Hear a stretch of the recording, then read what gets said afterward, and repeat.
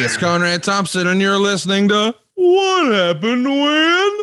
With the voice of your childhood, Tony Schiavone. Tony, what's going on, man? How are you? Getting old. How are you? Man, I'm excited to be here on our very special ET Phones Home edition. If you're watching on YouTube, it looks like both Tony and I need TP for our bunghole. Here we are wearing hoodies over our headphones.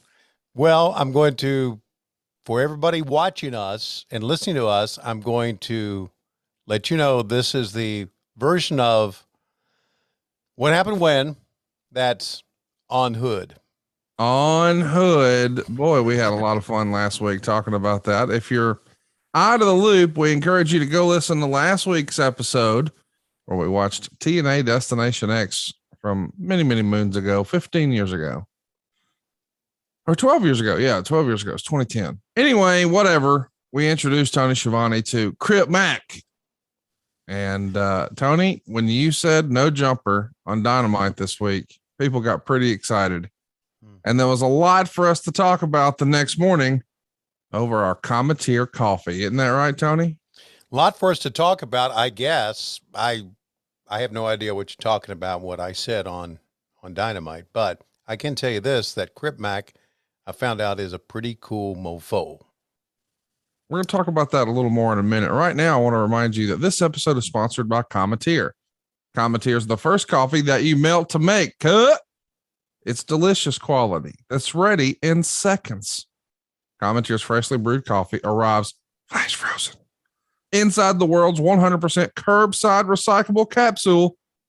It's super simple to melt your way to hot or iced coffees, lattes, and so much more. No machines or expensive equipment needed. It's simply incredible, fuss-free, mess-free coffee, Tony. Great stuff. Lois and I have been using it now for, I guess, a month. It came, you keep it in your freezer. Like you said, you prepare your water. We do in the little tea kettle that whistles, right? We take out the little gimmick. I call it the little gimmick. Little capsule.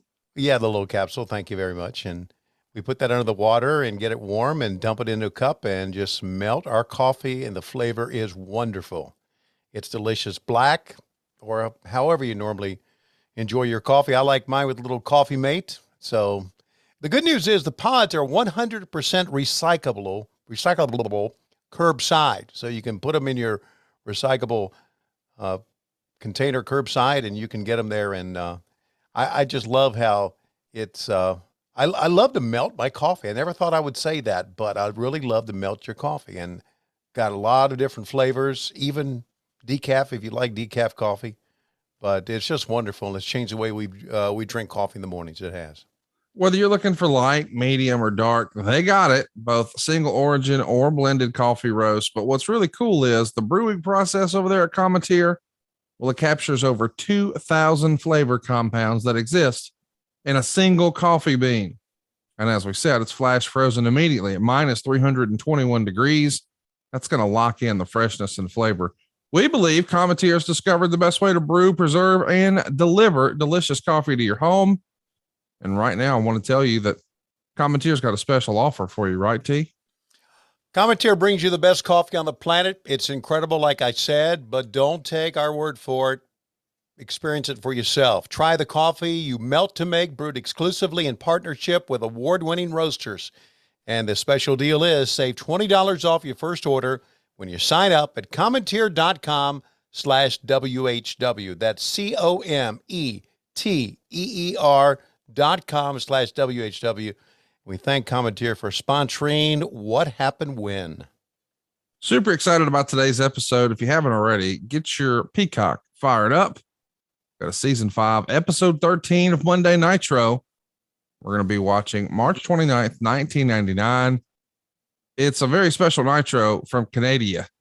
And Bret Hart is going to be doing something with Goldberg. If you've been watching social media, looks like Bret's got a lot of thoughts about Goldberg. So we'll take a look at that and a lot more today on March 29th, 1999 over on Peacock. But right now, I want to remind you that, this episode is sponsored by BlueChew. And of course, BlueChew is making sure that Tony can layeth the smacketh down nationwide. AEW Dynamite is touring the nation, and so is Tony's Peter, thanks to BlueChew. This year, it's time to get off the couch, get back into the bedroom, and BlueChew can help. And guys, we all know that confidence can take you far in life. And when you feel confident, you're at your best, especially when it comes time to step up to the plate. And that's where BlueChew comes in. You see, BlueChew is a unique online service that delivers the same active ingredients as both Viagra and Cialis, but in chewable tablets and at a fraction of the cost. Now, you can take these dudes anytime, day or night. I know Tony does.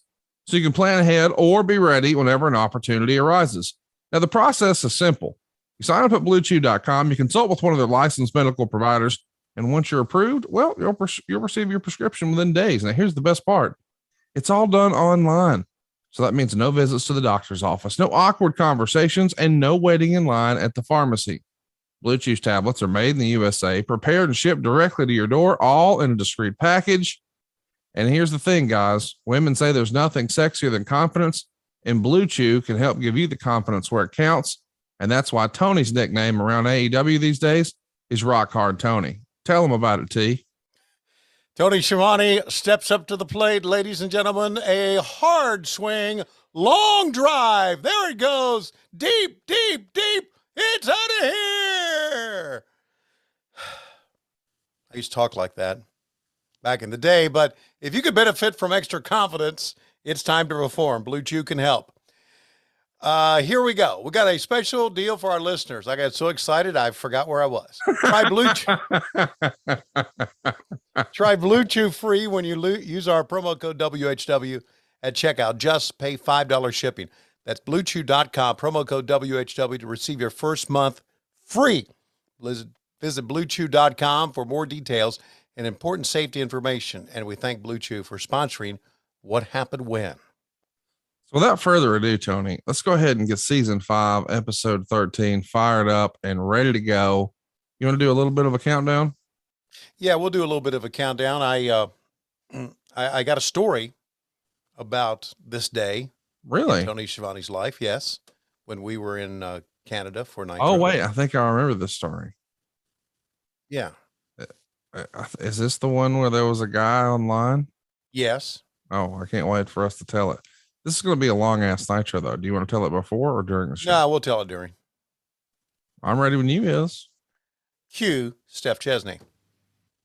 You know it's all about Schiavone! Holy Schiavone!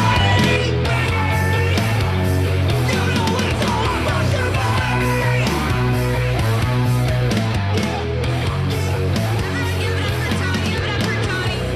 Let me tell you something, little skinny motherfucker. I will beat your ass, plus I will beat your ass in video games. I know that you're freaking lying. How's it gonna feel to go back to Connecticut and tell the fuckers that an old 63-year-old man beat your ass?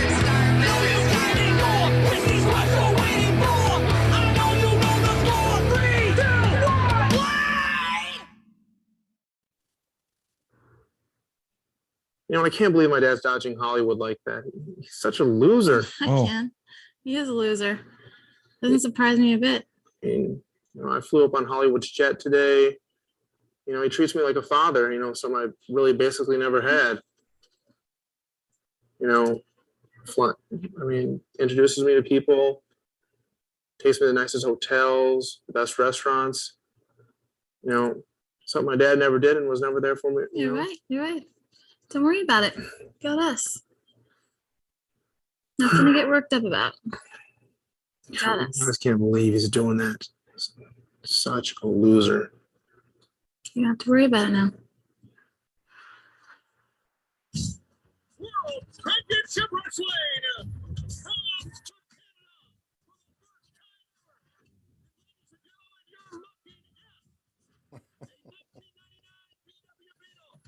WCW presents the Battle of the Beetle sweepstakes. The grand prize is that new Beetle. To enter, you can log on to WCW.com. Send a 355 postcard to the following address: P.O. Box 8203, Grand Rapids, Minnesota 55745. And be sure to check out the game that many are calling the year's best racing game on Nintendo 64, The Beetle Adventure Racing for Nintendo 64. Ladies and gentlemen, the excitement is at an all-time high for World Championship Wrestling. There's the sweepstakes I was talking about. So I'll read the thing again. Battle of the Beatles sweepstakes, PO Box 8203, Grand Rapids, Minnesota, 55745-8203. And here we come for the action. Remember, tonight is 9 o'clock Eastern Time. Nitro takes the air. He's got the fucking game. Legend Larry Zabisco and the Professor Mike Today. You're on the Beetle Box there, Mike. Yeah. Yes, sir. To 1064. Kids, do your homework first, and then you can play this thing. We're on the air for 3 hours tonight, as you know, and we are in Canada. We're at the Air Canada Oh, Center. Jesus Are you Christ. gonna get up or not? Go ahead. Take your kudos. Take your bow. We are at the Air Canada Center. Now, remember one week ago, we were in Canada, who is arguably the greatest professional wrestler ever from Canada, Bret the Hitman Hart. And how about the comments he made 1 week ago, Mike? Tony, I can tell you, I have been here in Toronto since Saturday, and everyone is talking about Bret the Hitman Hart. His comments last Monday on Nitro that he could beat Goldberg in 5 minutes. It's the talk of the town. It may be the talk of the town, but that's something easier said than done. Yeah, it's real big talk, for a man who claims to be the best there ever was, will be, etc. Tonight, Mr. Hart's going to have a chance to prove it. 5 minutes? I don't think so. As you know, fans, we are still under the guidance of Ric Flair, the world champ for the 14th time and the president of WCW, and we're heading to the springtime event, Spring Stampede. As you know, there's going to be a cruiserweight match, the finals of the U.S. title tournament, all to be held coming up in Tacoma, Washington on the 11th of April. We'll talk more about that, but right now, back to a week ago, Bret Hart talking to Mean Gene Okerlund. There's no game in my box. Goldberg is a guy that's been hand-fed opponents for so long. He's ducked me and hid from me. But the one thing about Goldberg, he's never had to step in the ring with a real technical wrestler. All the muscles, all that brawn, that's not going to help him if he ever steps in the ring with me. And Goldberg, you may be back there in the dressing room wetting your whistle after a tough match, but why don't you just step in the ring with me one time? That's all it'll take, one time. Here's a guy that ran his string out to 174-0. Goldberg, a man that has proven himself time and time again as one of the roughest, toughest men. As a matter of fact, it wasn't even 5 minutes ago in this ring that he proved it again. Goldberg has never fought any real tough competition. I could beat Goldberg in 5 minutes. You could what? Beat him in 5 minutes? You are underestimating Goldberg, please. I got a wrestling background of the likes that nobody has ever seen. And Goldberg, I want you to listen to me loud and clear. 5 minutes, I could beat you, and you'll be sorry that you ever stepped in the ring with me. What a claim that was. That was an earth-shattering claim. That Bret Hart said it would only take 5 minutes. 5 minutes to beat Goldberg. Who's he trying to fool? We're off and running. This way. Championship Wrestling on TNT.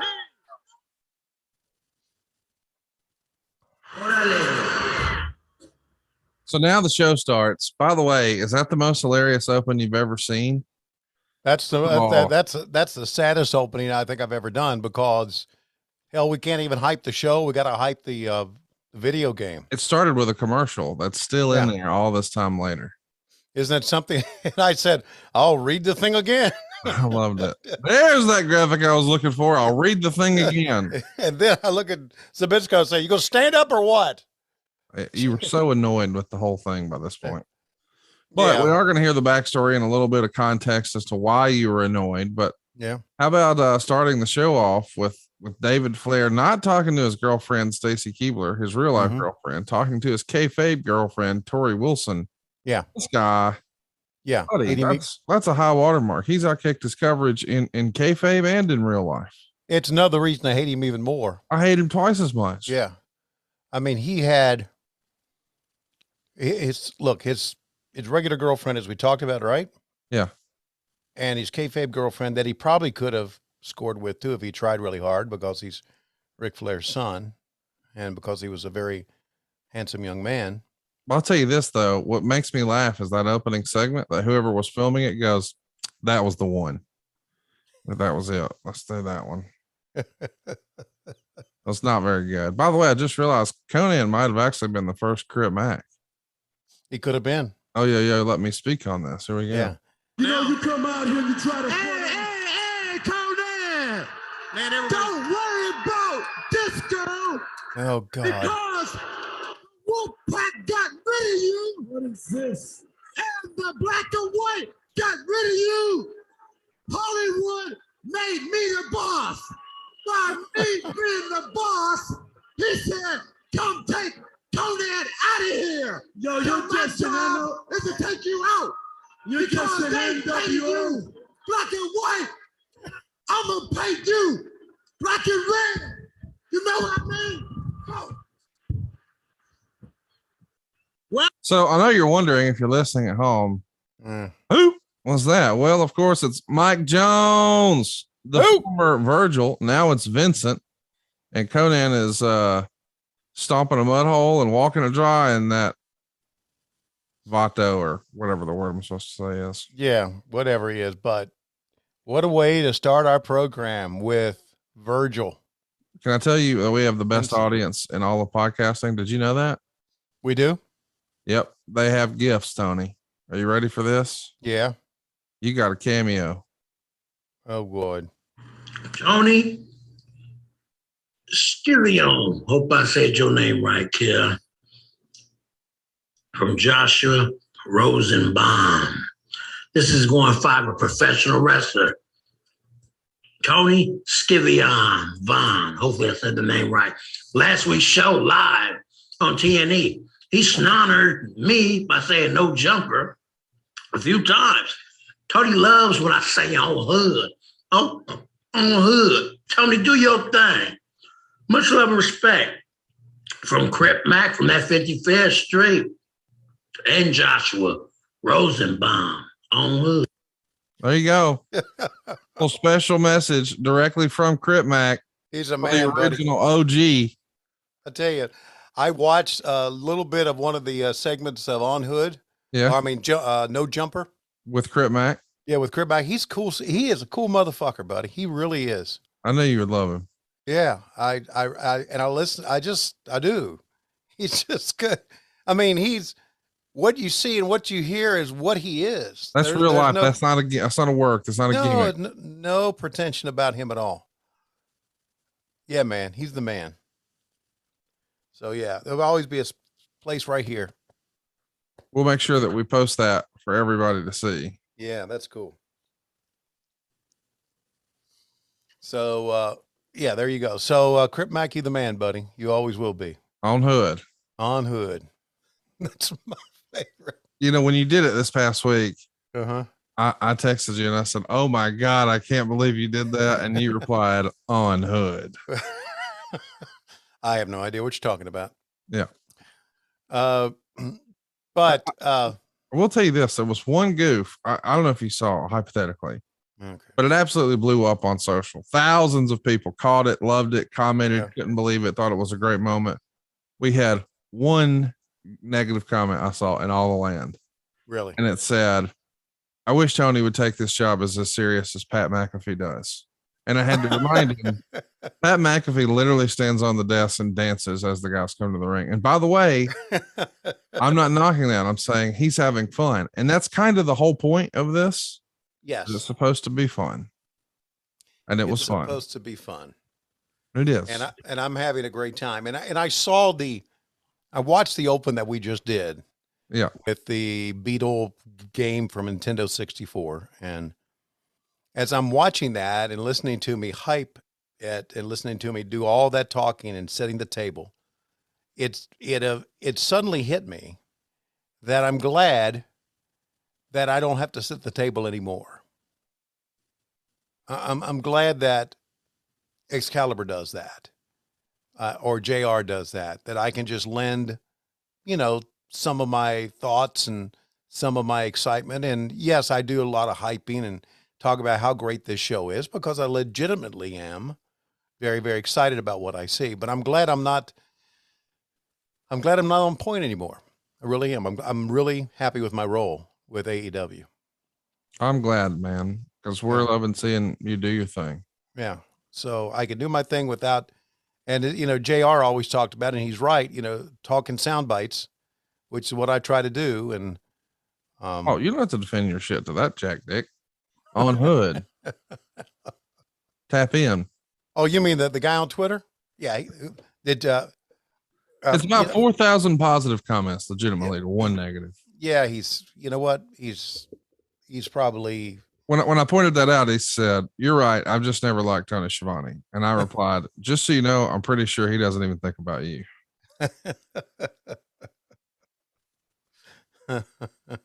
So we're seeing, believe it or not the worst match ever here, with Conan beating up Mike Jones, and I think Stevie Ray's coming down. He's got something to say to that fruit booty. Oh man.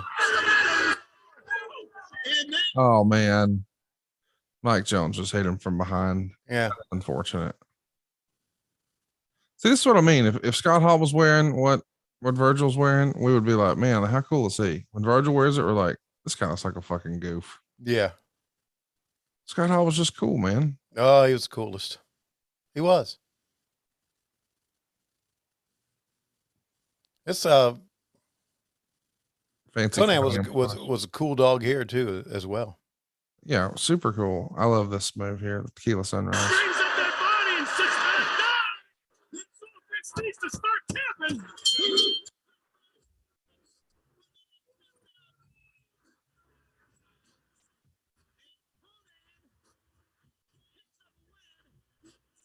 In the face of an argument that ensued between Vince and Stevie Ray of NWO Black and White.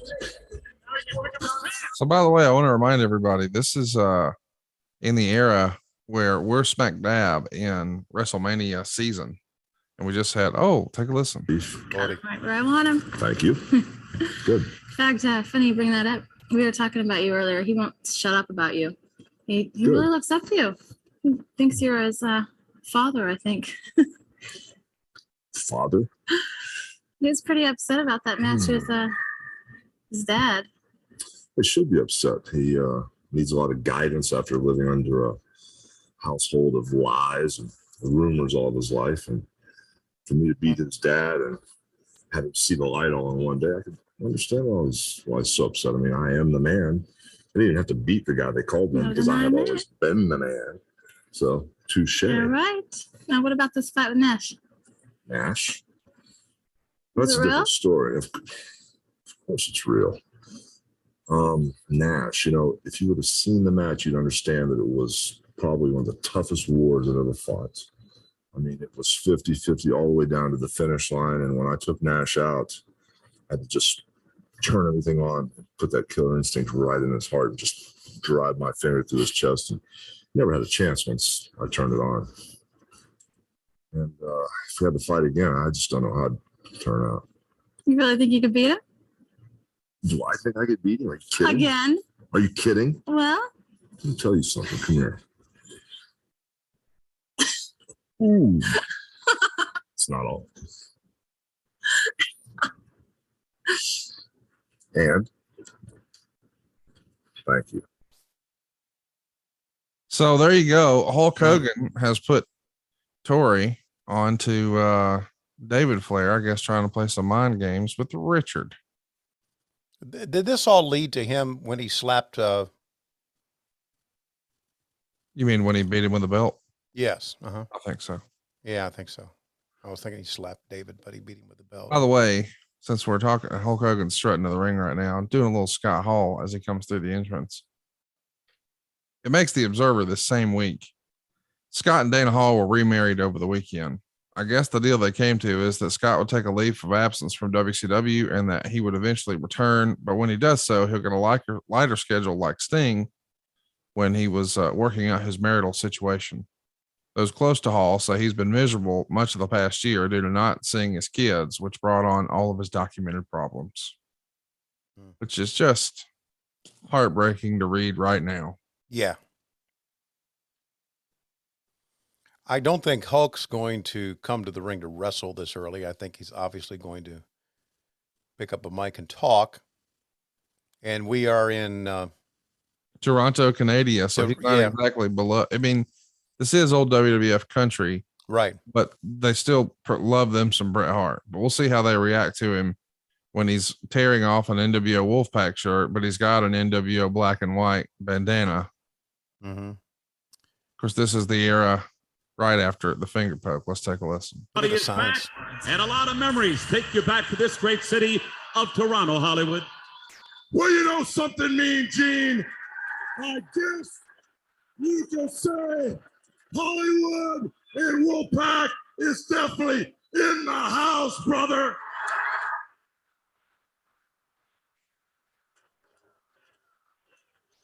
Certainly, you come back to this great city, this great country, with some objectives in mind, the way things are rolling right now, Hollywood. Well, you know, before I get down to the brass tacks, brother, the last time I was in Canada, they were screaming, they were yelling, and they were shaking the rafters just as loud as they are tonight, brother, because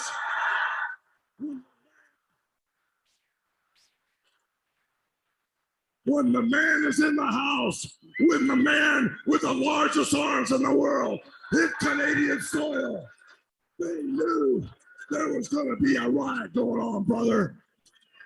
But I didn't come here to throw out no stinking trash, brah. I came here to talk straight talk. I'm the man because I beat the man. And I want to know, where's my stinking belt at? Making reference, of course, to the belt that is currently held by Ric Flair. Like I said, brother, I'm here for a reason. And when I went through Canadian customs and the brothers at the border taped my arms today, and they were 24 1/4 inches, they said, Hollywood, who in the hell are you gonna beat up tonight? And Mean Gene, I took 4 fingers, brother, a pinky, a ring finger, a middle finger, and my trigger finger. And I said, I'm gonna beat up the main man that runs the 4 Horsemen, the president of our company. I want Ric Flair to come out here tonight, put the belt on the line, and I'm gonna beat him right in the center of the ring. And as I was looking at the mountains around Canada, this would be a real nice place to deposit Ric Flair. That will be a main event tonight here on Nitro. Hollywood, Hogan, and Ric Flair. Do you think it's going to happen? Well, the way it goes, I got Big Kev, the rest of the Wolfpack, and the black and white NWO covering the whole building looking for Ric Flair. And if I got to drag him out here by that peroxided bleach blonde hair of his, I'm going to bring him out here and I'm going to put myself right in the middle of the ring and I'm going to embarrass him out of the country. I want my belt back tonight because I'm going to beat him up real bad. And the reason. Listen to the reaction of this crowd here tonight. The reason everybody loves Hollywood so much is because when you follow the largest arms in the world, you follow them for life. Because when you run with the Wolfpack, you know that we're just too sweet. Vision. So there you go. Your Hulk Hogan promo. Yeah, I don't understand if is Hogan a babyface here or a heel. It's hard to keep up. Yeah, it is, because when he did the finger poke of doom, which was like 2 months prior to this, He was a that heel. it was a heel, and now I think just in Toronto, they're not going to boo him. yeah. Okay, I mean, he's trying to manipulate Ric Flair's son, so clearly he's a heel. Okay. But this crowd, yeah. 16,195 of them, who paid $441,769. I hope that's American, because if not, that's like a double cheese meal at the drive-through. Right. Also, and there's something that happened during this interview. I love the subtleties. Oh boy. 60 seconds with Goldberg. Okay, let's check this out. Jerry Goldberg. Start when he walks in the ring and goes slowly until he gets through.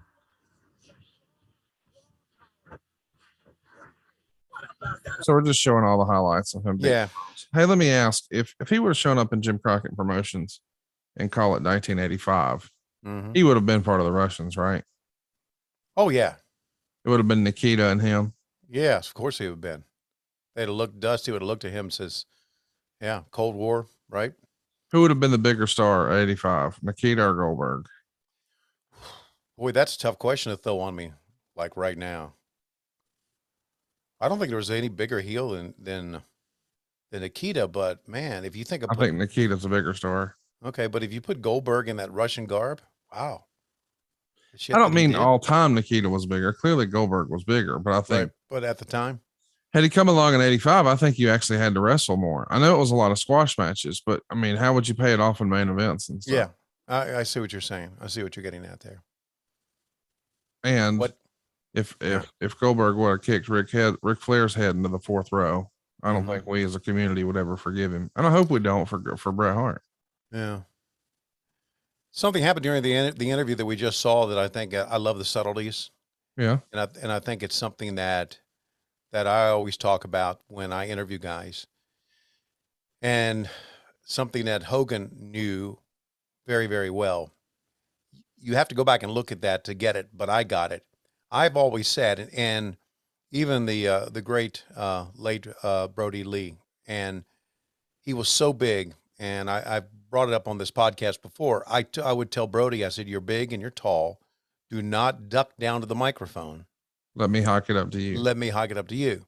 As Okerlund is doing that interview with Hogan, you don't notice it, but Hogan, with his hand, is making sure that Gene Okerlund's arm is up. Yeah. He just every time Gene would just let it drop down a little bit, Hogan would just subtly just tap and move the arm up to make sure. And Hogan knew it, buddy. Yeah, he did. He knew it. I'm going to stand up straight. I'm going to be big, tall, and strong. And I'm sure that was part of the development of Hulkamania with Vince McMahon. But he knew to have Gene hold the microphone up high. And so many wrestlers, so many big wrestlers bend down to the microphone. And you can't get them out of it. I don't know. So your call is don't bend over. Yeah, don't bend over because I'm going to bring it up to you. That's what Crip Mac's going to do for you. Don't bend over. Tap in. Yeah, tap in. Good. So man, we got a little video footage here. Okay. Scott Steiner confronting Kimberly.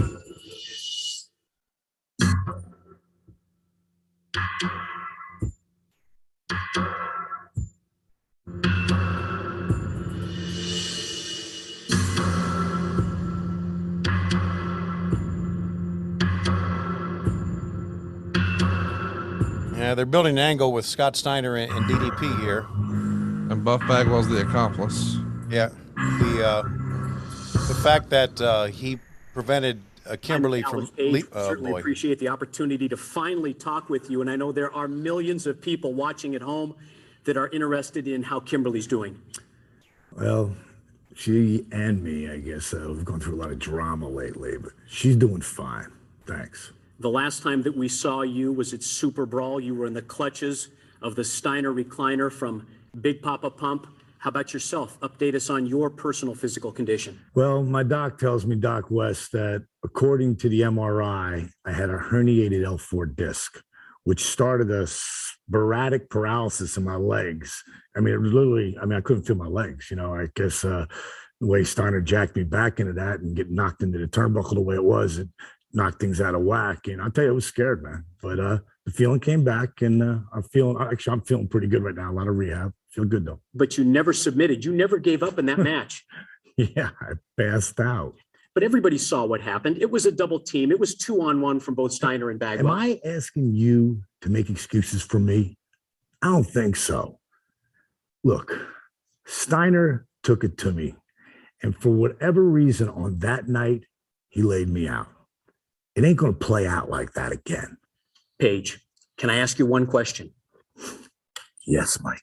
Clear up the confusion with the 30-day stipulation. What 30 days? What 30 days? Kimberly, the 30-day stipulation. Let me ask you a question. Are you an idiot too? That moron would come out there and throw a 30-day stipulation that he gets Kimberly if he wins? Let's just run it down for anybody who didn't know. He stalks her while I'm in Las Vegas. He ends up coming on her practices. She takes a bump and gets knocked out. And then that whole car fiasco. And I would put her up for 30 days. He obviously is a moron. That was never happening. Well, it's obvious that the issues between yourself and Scott Steiner have yet to be resolved. You think? When can we see the People's Champion back? Stop it already with the People's Champion thing, all right? Don't buy the hype. One thing you can be sure of, I am coming back. But when I do, I'm not coming back like a bull in a china shop. It's going to be my timing. I'm going to pick my spots. There's one thing you can guarantee. Steiner, I'm going to get to you, and I'm going to get to you my way.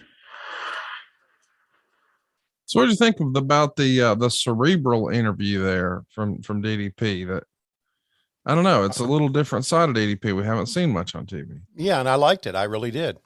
I liked all that. I thought that in building this angle, as we're watching some of the scenes that happened in the past, you would not be able to have Scott Steiner prevent Kimberly from leaving the room again and show that. No, you wouldn't. Not here in 2022. But here's Wrath. I just finished watching the Chris Kanyon Dark Side of the Ring. I watched that last night as we're taping this. Really? Yeah, I kind of. Why did you randomly? What made you watch that? Well, I slept all day yesterday. Okay. Literally slept all day yesterday. And why'd you do that? Who knows? And then literally slept all day yesterday.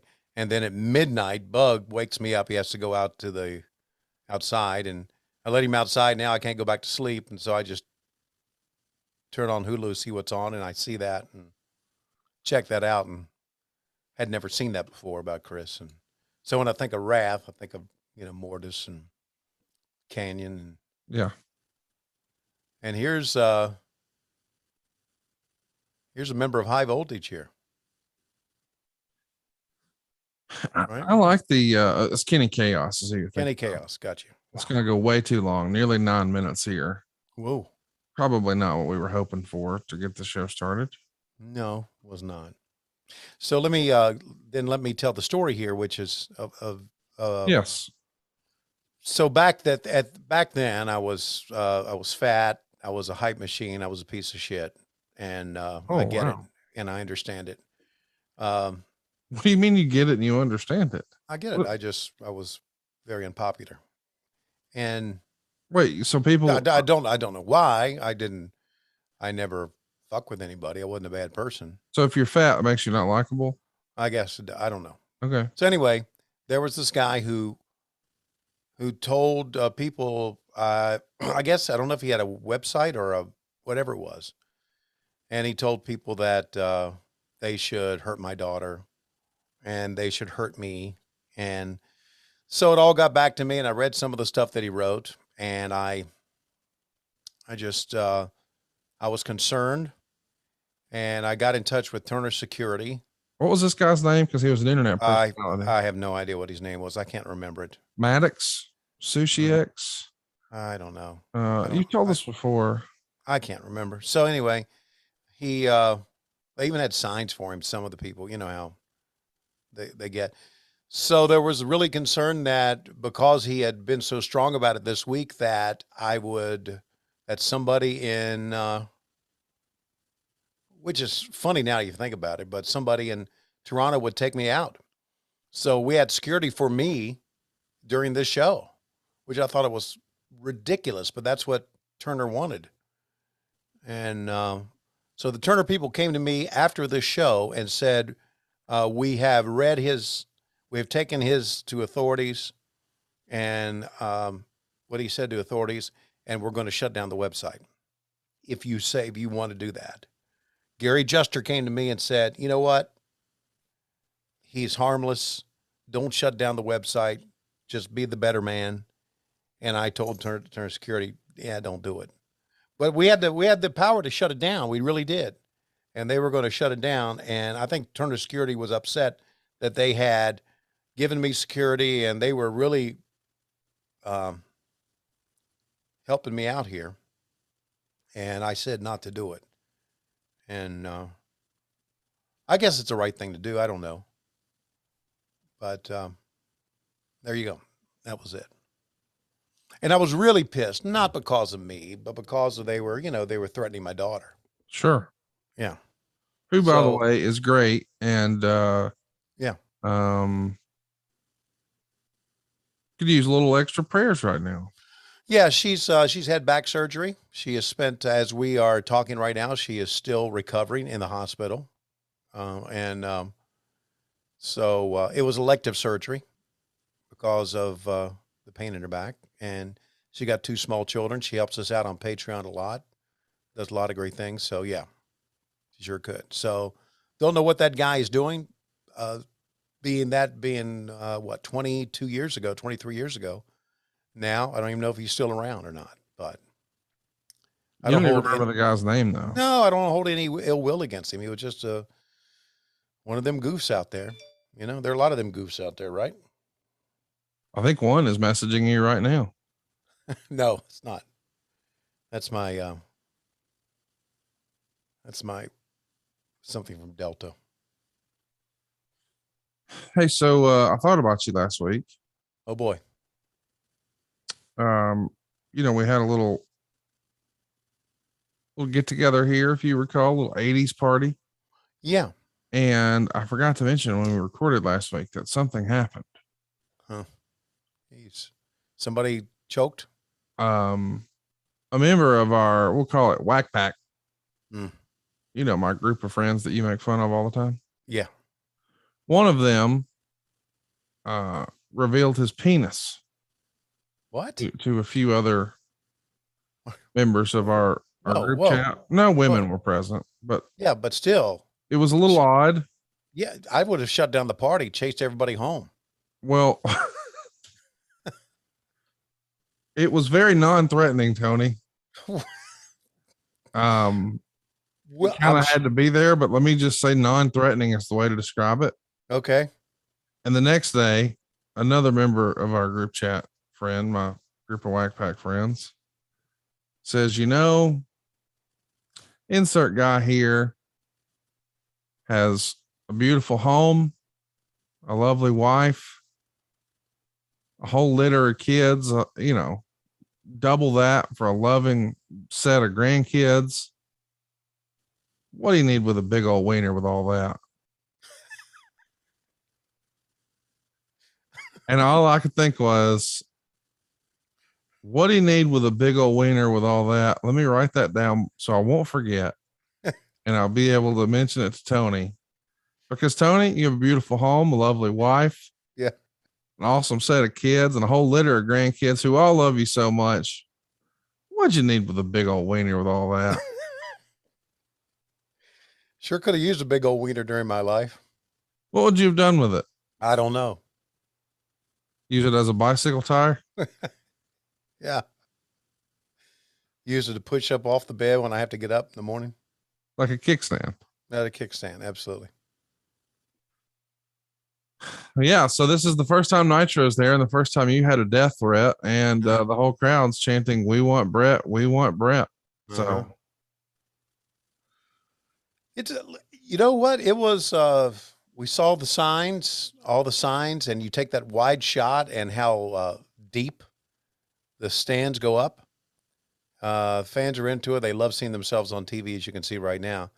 And it's probably good because the fans at ringside ain't buying this match at all. They ain't buying a lot that the WCW's doing right here, including Ricky Rackman signing a contract to do Nitro. The first time he's actually live, as opposed to being at a college party, the first words out of his mouth are, "I don't know much about wrestling." Oh, the announcer would say, a sniper should have shot him at that point for all the good he's going to do to fans once they heard that. I told him right after the show, I said, never say that. He said, never say what? I said, never say, I don't know a lot about wrestling. Yeah. I said, if we're going to have you with us, you need to know a lot about wrestling, even if you don't. You need to pretend you do. He said, yeah, it's probably right. I said, yeah, it was. I remember that line distinctly. I remember confronting him with it after the show. I don't know a lot about wrestling. Wow. just a few days prior to this, Meltzer would say they did a weird angle that hasn't been talked about much since on Thunder that aired on March 25th. Flair wrestled Wyndham for the title. It was bad enough with all the announcers talking about how Wyndham had been close but never held the world title when he really held it for 5 months in 93. But they never mentioned the long history the two had as opponents and partners for something like 10 years. Anyway, Wyndham was playing face, but nobody liked him. Flair got Wyndham in the figure 4, and this is where all logic broke down.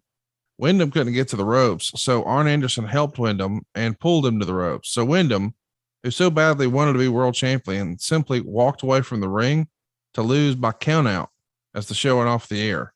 I defy anyone to make sense out of that one. Mm. Do you remember that piece of business? Not at all. Meltzer's right. Jesus. I wonder if Barry just did it on his own. I don't know. Hey, would you call the hotline?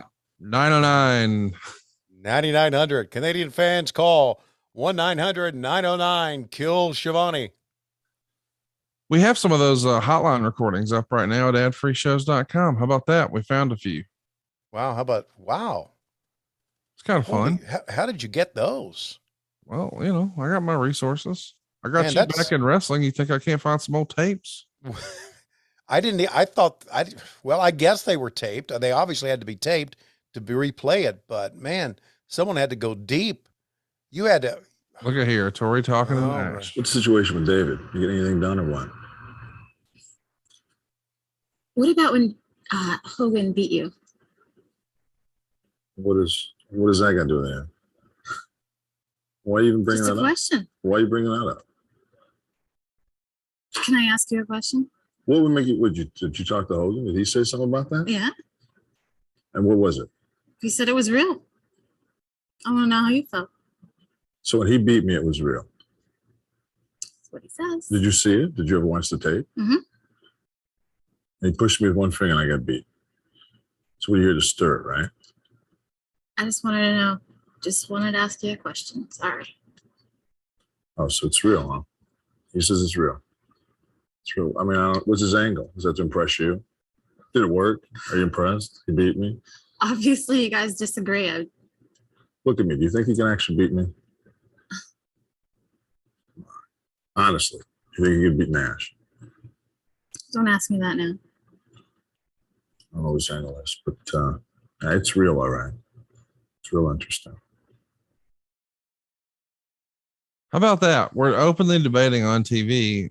Is this wrestling we're watching real? Of course, we're talking about the finger poking down, but still, it's a little weird, is it not? Yeah, it's all surreal. If you think about it, it's one of those things where I think Nash was booking back then, wasn't he? Yeah. Yeah. I think we're about to hear from the Nature Boy. Let's see what this pop sounds like. Heavyweight champion of the world, ladies and gentlemen, the Nature Boy, Ric Flair. We go. There's someone hanging from the rafters. It's going to be a tough seat. Wonder how much that thing costs to hang from the rafters. Yeah, that's a seat? You have to have a seat to hang from the rafters? Here he comes, wherever they are, hanging from the rafters. They give you a noose for $20. In the upper, hang over. No, thank you. In the upper deck, in the lower deck, on the floor, front row ringside. They are standing at attention because the Prez has arrived. The man who wields the power. The man who is the power in pro wrestling. The Nature Boy, Ric Flair. How about the line, they give you a noose? I know. Zabisco. What are you doing, Larry? You can't joke about hanging. He's being the living legend. Look at the signs, man. Toronto knows tradition. Man, first time being in Canada. Feels like you guys are over like Rover, sold out. Let's see what Mean Gene and Rick have to say. Ric Flair, you can hear the reaction of this crowd as you enter this fantastic arena here tonight. But what about the challenge, Nature Boy, earlier on from one Hollywood Hulk Hogan?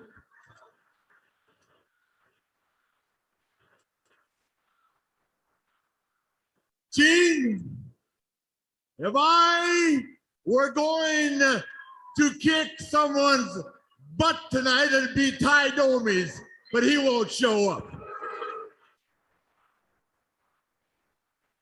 You see, one of the downsides of making big decisions for a big company is having to go global.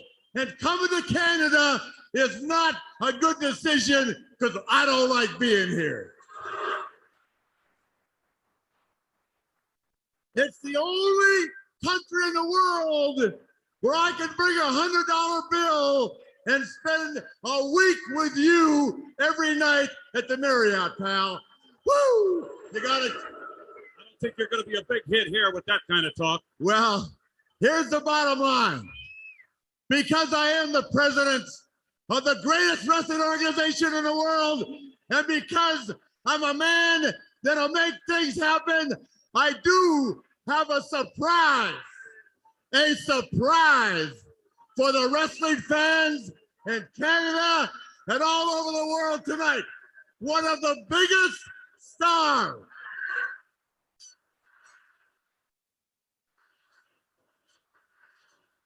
I don't know if we need to edit that or not. It's live. One of the biggest stars in the industry has been after me all day long. So I told him that he could come out here tonight on my time and make a presentation to the president of World Championship Wrestling. I give you Diamond Dallas Page. Boy, I was a smart ass during that run, during this time, wasn't I? God, But the fans are booing DDP, bro. He's the Yeah. baby face, and they're booing him. They want no part of it. Man, Canada's a different cat, buddy. Our guy's a big DDP fan. Many ways. Okay. I don't know what that means. Yeah, you were a smart ass back here. Yeah, that no I was really a smart ass during the show Well, because I better than being a dumbass. I guess so. How things have changed. What happened over the month I was gone? Bischoff beam into your body or what? This is like deja vu all over again. Yeah. You know why? You think you go back to blowing me off? I think that because I got the book, I can do whatever I want with you just like I used to. How about that? Did it kill you to have to introduce me as a superstar or what?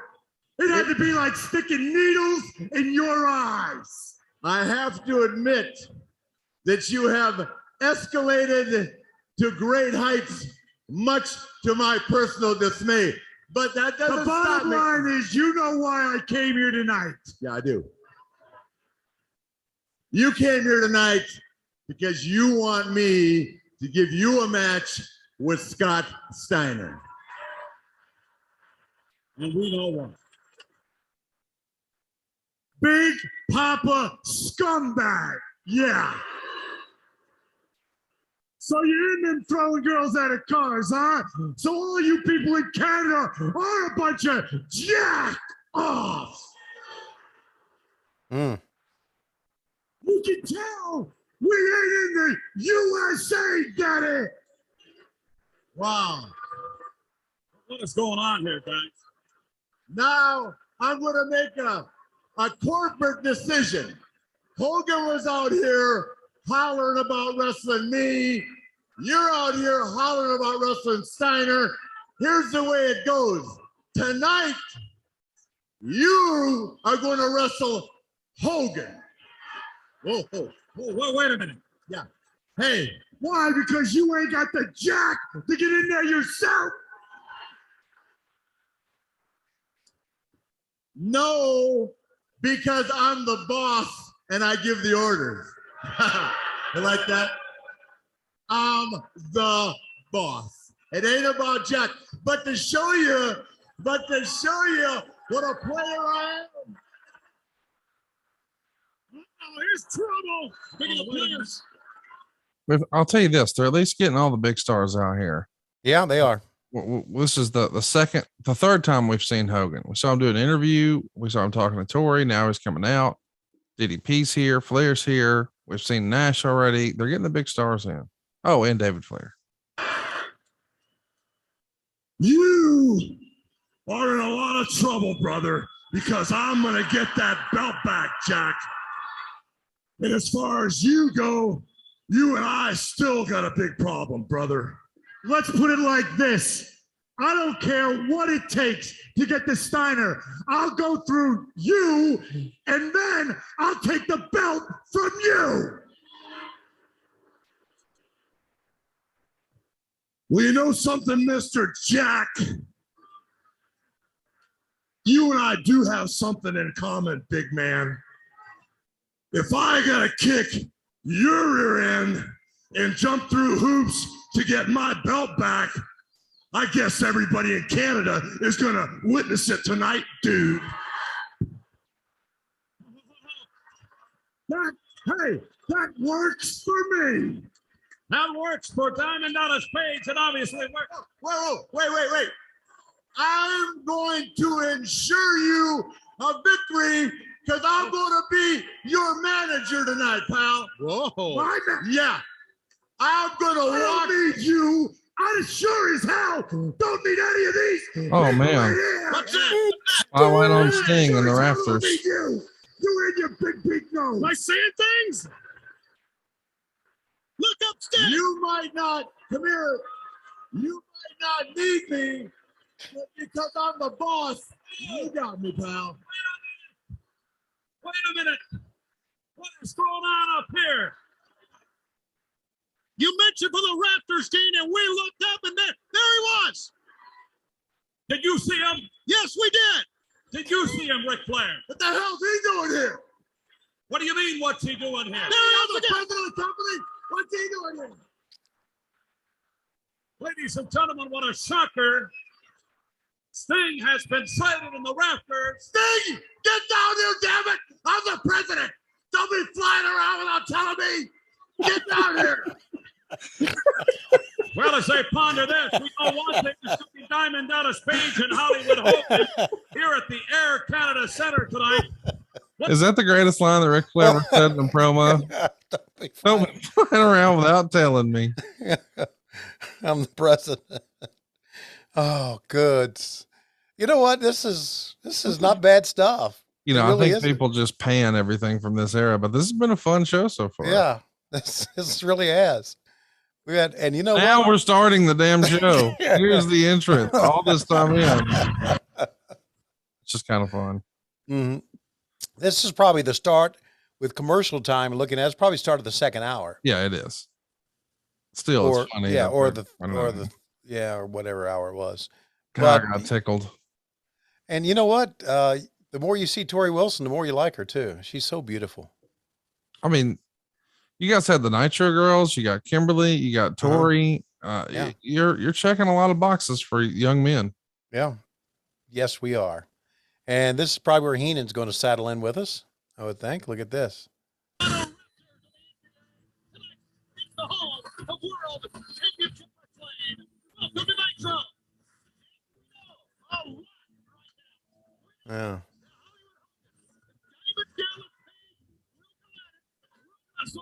This program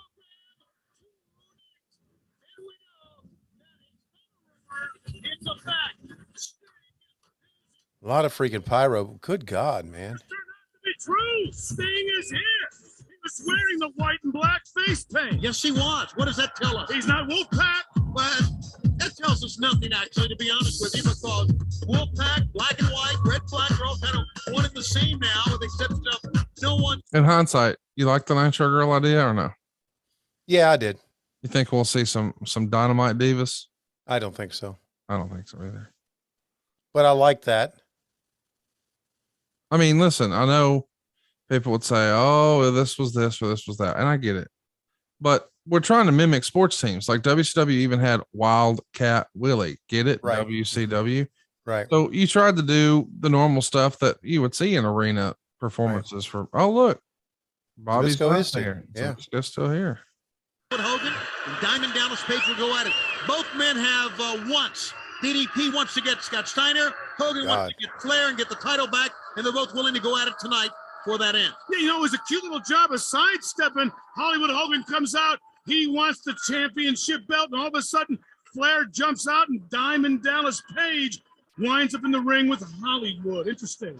Diamond Dallas Page, you did an interview with him, a little bit rougher edge to him. He really came out and said exactly what he thought of the fans here. Really did, Tony. This is shaping up as a Nitro for the ages. This is one to remember. It's time to go to the ring. I mean, really, it's not a bad show so far. No, I as a matter of fact, some good stuff. You know, you were asking, would the Nitro Girls happen here in 2022? 2022. The Nitro Girls took up a lot of time in the ring during the day, choreographing their stuff. And these days, that would be tougher. That would be tougher because everybody goes to the ring. Not everybody, but most go to the ring. A lot of folks. A lot of folks go to the ring and work on their stuff, and there would not be room for the Nitro Girls. And you're not saying that in a negative way, by the way. It's just the business has evolved. Yes, absolutely. So, by the way, I'm sure you're wondering, as we're saying, man, it's not that bad. How did it do? Well, it got a 3.5 rating. The week prior, it had a 4. The week before that, I had a 4.3. The week before that, I had a 4.4. 2 weeks before that, I had a 4.8. 2 weeks before that, I had a 5.7. We're down to a 3.5 here. Wow. Following week, we're up to a 4.3 and then a 4.4. So this was not a show that a lot of fans, or as many fans, tuned into. Over on the other channel, meanwhile, as you've got a 3.5, they've got a 6.5. Now, Tony, I know you went to school in West Virginia. Hillbilly. Virginia. Grew up living on Stillwater. Anyway, chat me up. 6.5 plus 3.5. What's your total rating for all wrestling fans that Monday? It would be, Conrad, I think a 10. Bing, bing, bing, bing, bing. West Virginia coming through strong. Virginia coming through strong, by the way. And it reminds me, harkens back to the lunch I had with Eric Bischoff in the Mall of America, where he thought that there was a combined number out there of 5.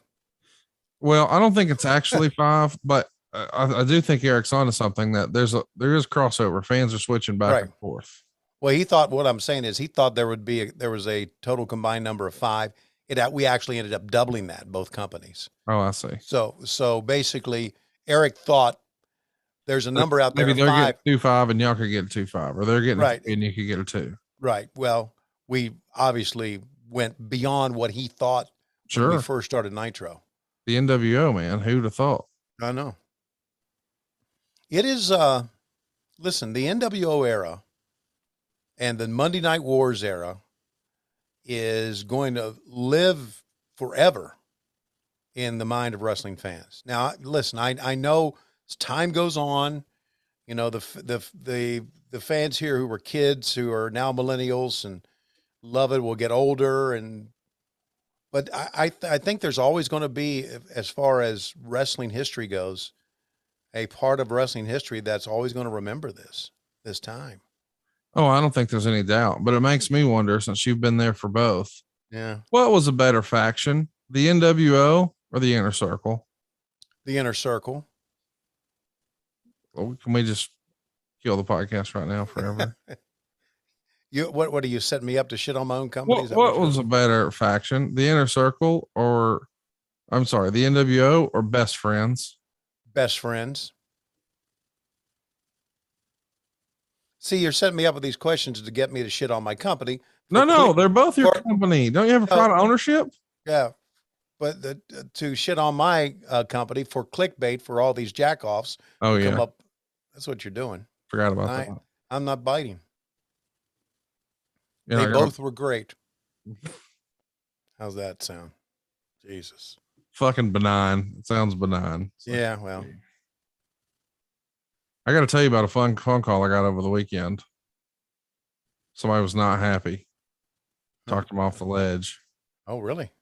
I mean, not like literal ledge, you know what I mean? Yeah, okay. I got you. It was kind of funny, though, because when I tell you off air, the context, okay, you're going to laugh out loud. But boy, I'd get in a lot of trouble if I said it now. So remind me later. Okay. 6.5 though for Monday Night Raw, man. They're kicking you ass, and we're actually watching two big ass kickers right here. I mean, this is the not here to fuck around crew with Rick Steiner and Scott Norton. That actually would make a good faction for AEW. The not here to fuck around crew. Yeah, that would be it. Good to say fuck around. Why not? The not here to shit around crew.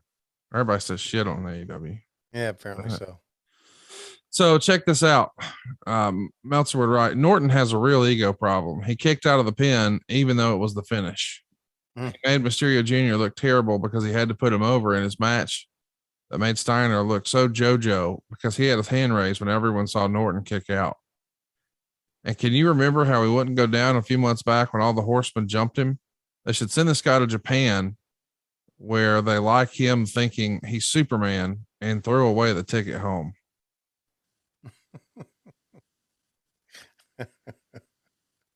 So Meltzer, not a big Norton fan. No. You know, Meltzer, this is a long match. Go ahead. I'm sorry. I was saying Meltzer knew how to slay people with his words, didn't he? He was great at it. He was, and he still is, I guess. Since we know we got a little time here, I want to ask you about something. Okay. We've talked about it before, but he's our friend, so we're not trying to dunk on him. But this is the show where Kevin Sullivan passed out before the show and was literally asleep on the floor backstage and lost control of his bodily functions. So they call the EMTs, they arrive at the building, and somehow Sully actually stopped breathing backstage on more than one occasion before he was revived. At one point in the early evening, there was fear he had a seizure or even a heart attack, but it turned out not to be as serious as that. He's only 49 at this point, and I think maybe he had some different life choices at the time. Yeah.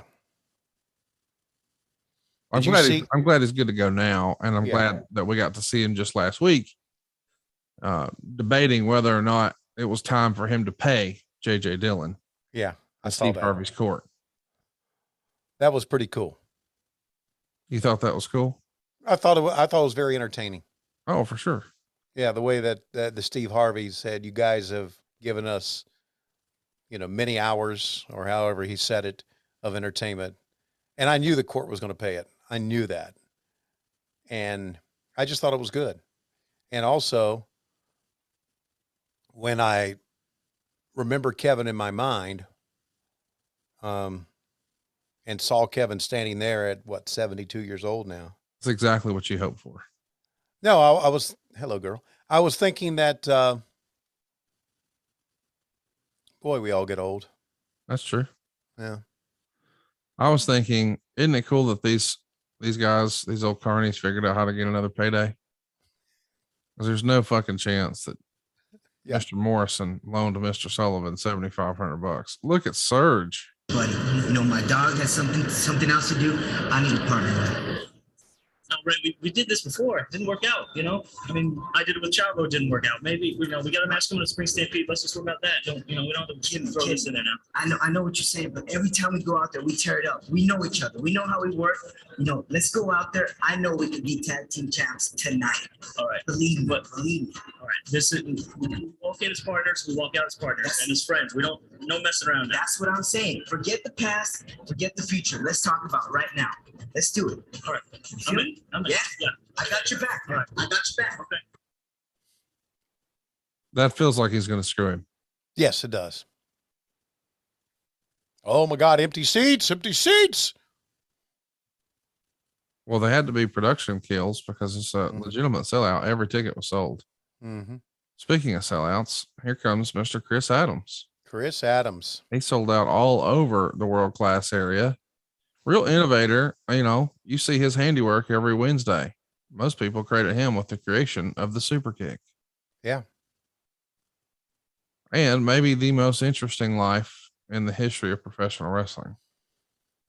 Another thing too, and I guess I knew at the time when I was calling the matches, and something I want to pick up on. Here comes what's a U.S. champion? Well, no, that's the TV championship. TV championship. Okay. But it looks like the old cruiserweight, and they just put a little banner over the top. But look at Booker T. First of all, I love those boots. I think I used to have them. But the tights here, how would you describe that? Crushed velvet? Yeah, velour. What is this, velvet? Silver velour. What was I talking about? Okay, I was talking about. Can you imagine him getting those tights delivered? Hey, man, well, here's what I'm looking for on these tights, bro. I want when you run your hand like this, it looks one way. But if you do your hand like that, it looks totally different. Now, can you dig that? If I can get some pants like that, I could be TV champ around here. Yeah. I don't know what kind of accent I'm doing there. A lot of, he wouldn't have them today. He probably wouldn't have them delivered. Just have the guys and the girls in the back make them for him. What do you think of Clint in the back? Clint goes through many different hairstyles.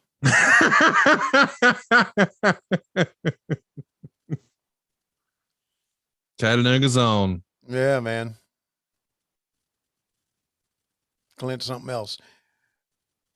Anyway, so when I'm watching, and I know it's been out for quite a while, so I know I'm behind. I don't care. When I watched the Dark Side of the Ring about Chris Kanyon, I really didn't realize. I guess when I was calling his matches, I realized, but I didn't really realize how much of an impact he had on younger wrestlers. Oh yeah, big time. Yeah. Real innovator. Real innovator. I knew, I even, if you listen to some of the calls that I made that they put on that show, you could hear me saying he's a real innovator of offense. But yeah, he really was. Well, Booker T, man. Booker T and Chris Adams on Nitro with Charles Robinson as the referee. Who would have thought Robinson would still be making towns at this point? Making towns and looking the same.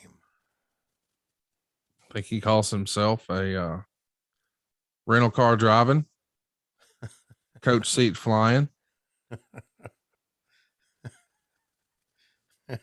He's got a whole thing. It's kind of fun. Yeah.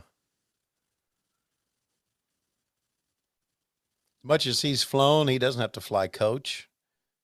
Oh no, and he's big time, you know. Yeah, I mean, gee, you have enough Just miles where you could probably upgrade every flight. It's just a joke. I got it. Hey, you remember Raven's sister, Chastity? No, I or don't. Raven's flock here? No, who played her? Type it in your Google machine. WCW Raven Chastity. And then just click Google image and you'll see her. Okay. Before I go anywhere, okay, I'll do this now. I'll go back. Okay. WCW Raven. She was with Raven at first, and then of course she's going to be with Sandman when he comes in.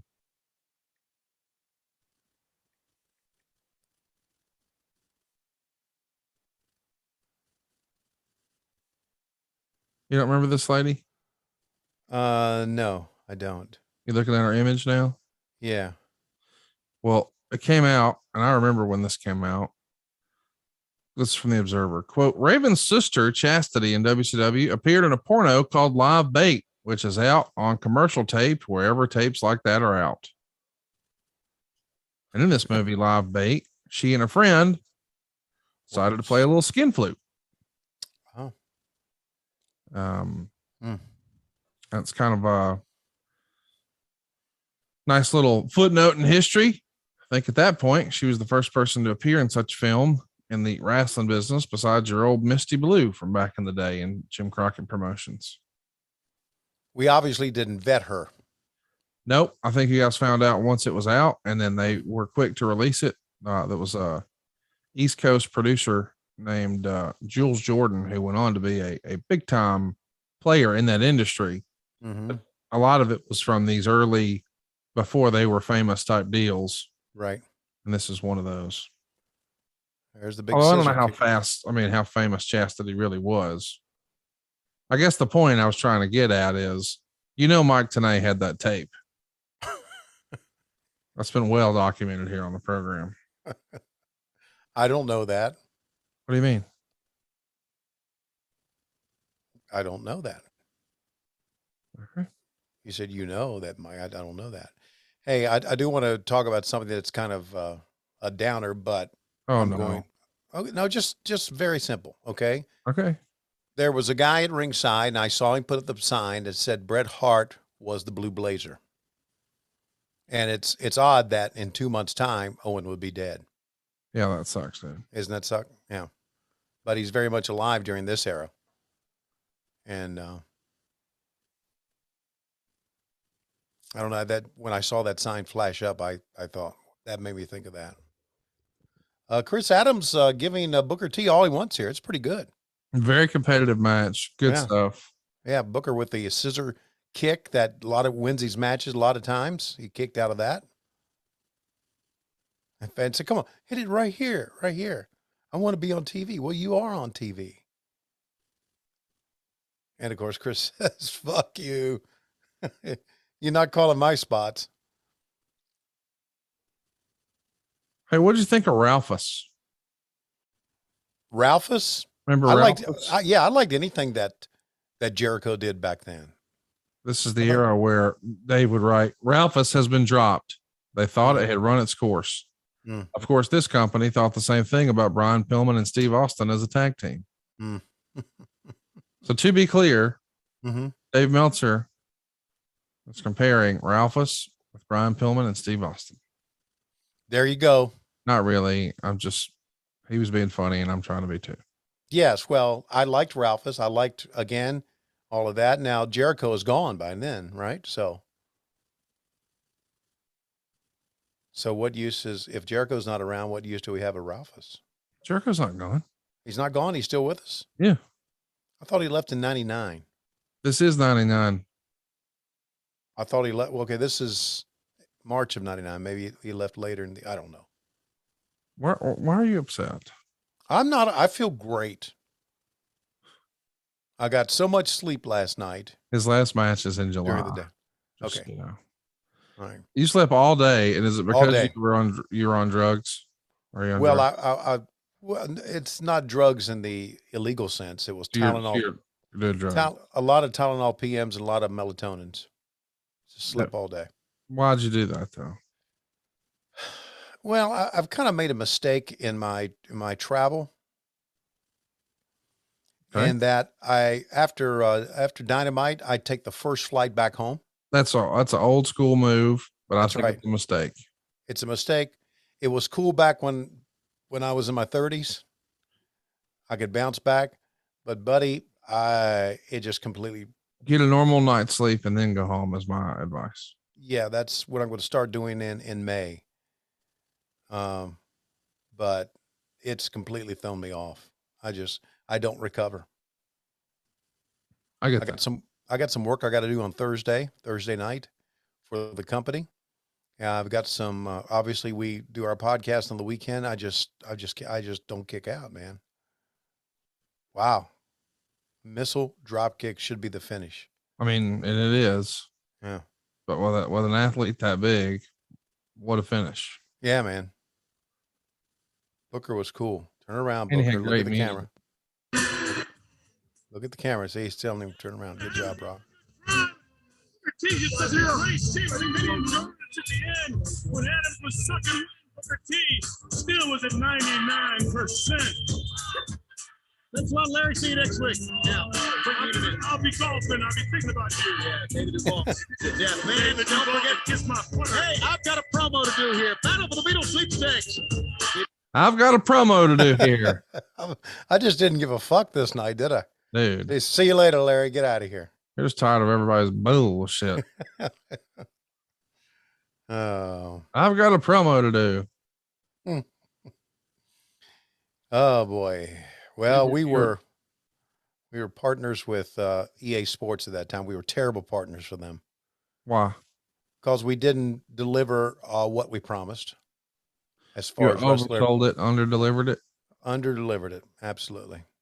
Well, they were very upset with us, the people who ran EA Sports, because I knew them. I would go to Burnaby, right outside of Vancouver, and spend like 3 or 4 days doing voiceovers, and I would talk to the guys who were in charge.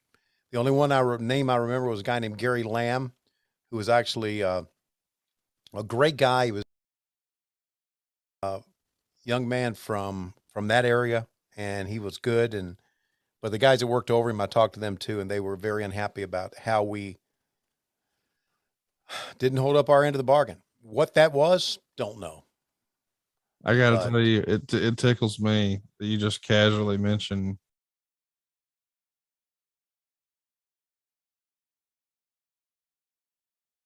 Tony, just stop.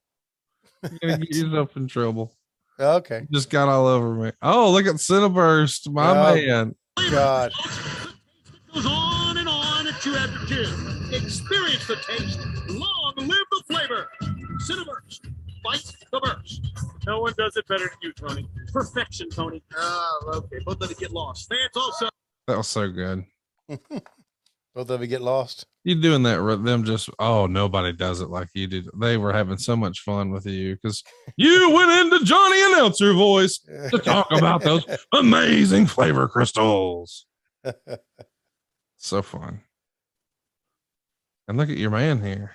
Well, you know, Kidman, you gave me a great match, and I think you deserve another title shot. So I'm gonna give it to you. You probably had a bad night, but I'm just gonna prove to you that I can also be a good cruiserweight. That's because the belt is around my waist right now. But I'm gonna give you another shot at Spring Stampede. I mean, I'm seeing all the people you fought. Obviously, we all saw you fight Nash. I mean, you're taking on pretty much people out of the cruiserweight division. Why would you decide to give Kidman another chance? I mean, now he's probably studying you, knows a lot more of your weaknesses. You know, there's one thing that Kidman has. He gives me a lot of competition. He's a great athlete in the ring, and I respect him. So I am going to give him another shot. Let's just see who's the best man. He made this challenge to Kidman, and let's go take a look at what he said last week. Tony, we just saw what he said last week. Oh, we did?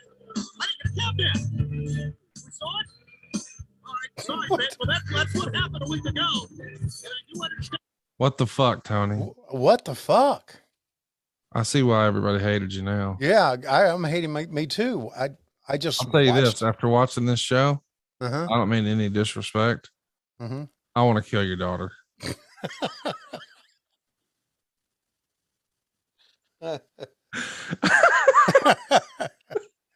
It's terrible, man. I was horrible. I was so pissed off, I guess, and didn't. This whole thing, I was just like, I don't give a fuck. By the way, it's not something to joke about. If you're listening, please don't kill Tony's daughter. Jesus Christ. Although right now she'd probably thank you. She's hurting pretty soon. She is in bad shape, man. I texted her the other day, and I kind of feel helpless. Like normally I can help do something, but in this case, it's like, oh, what do you do? Just you need anything? Nothing you can do. Okay, sorry. Just trying to be helpful. Yeah, she was on the phone with me, and she said Conrad was so nice. He called. He says, "Is there anything I can do?" So why don't you tell him to just hop in his fucking car and By the drive? way, you know that Kansas would have been like, I want to go. Let me watch that Rugrat. Yeah. Drive to Atlanta, set bedside with you if there's something we can do. Yeah, I'd be glad to. Yeah. I did it for Ric Flair. You think I won't do it for Laurie Schiavone? Yeah, I know you would. I feel bad though, because I've never had any sort of like serious back pain or whatever, but this guy has. Monday Night Jericho. Didn't get a countdown on Jericho's interview. You won't. Jericho is 100% Canadian. What does that mean with the exchange? About 85%. You know, I spent my childhood in Canada. I grew up in Canada. And then I couldn't wait to leave. I became everything that I am today in Canada. Like those American dollars. Me too. But now I live in the United States. You have to upgrade. But as I was walking down the streets of Toronto today, looking at the blue skies and saying hi to all the Torontonians, one thought popped in my head. Why am I here? Man, I'm glad I moved to the States because Canada sucks. Whoa! Oh! Take him to the Oh! My! He knows how to make friends in a hurry, doesn't he? I love this version of Jericho. He was the best, man. Monday Night Jericho. I had that shirt. It was such a great shirt. What's your favorite Jerry Flynn match? It may have been this one right here. Yeah. I remember this one being a good one too. Didn't we have, and we had it on one of the earlier episodes, a martial arts match against somebody? I think so. That rings a bell. And I know that, didn't he once upon a time get in a knife fight with Tank Abbott? Or am I thinking of somebody else? He may have been one of many getting into a knife fight with Tank Abbott. Oh, that was Big Al. Oh, Big Al. Yeah. Yeah. Who could forget Big Al? I mean, besides me. Right.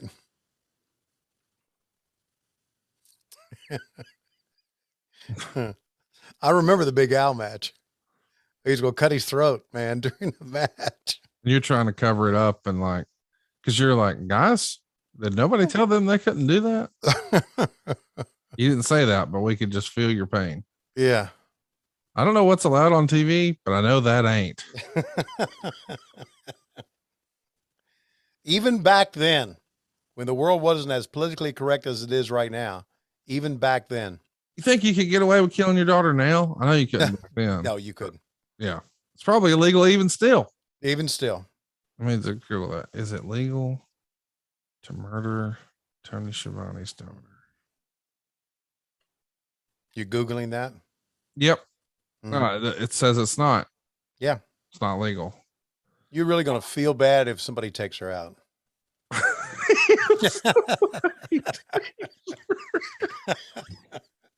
You are. I just imagine your daughter right now is laid up in a hospital. One day, getting out of the hospital, bebopping through Publix, and all of a sudden, this guy is looking at his Ritz crackers, trying to decide which one to get, and he's like, "Holy shit, is that little Schiavone?"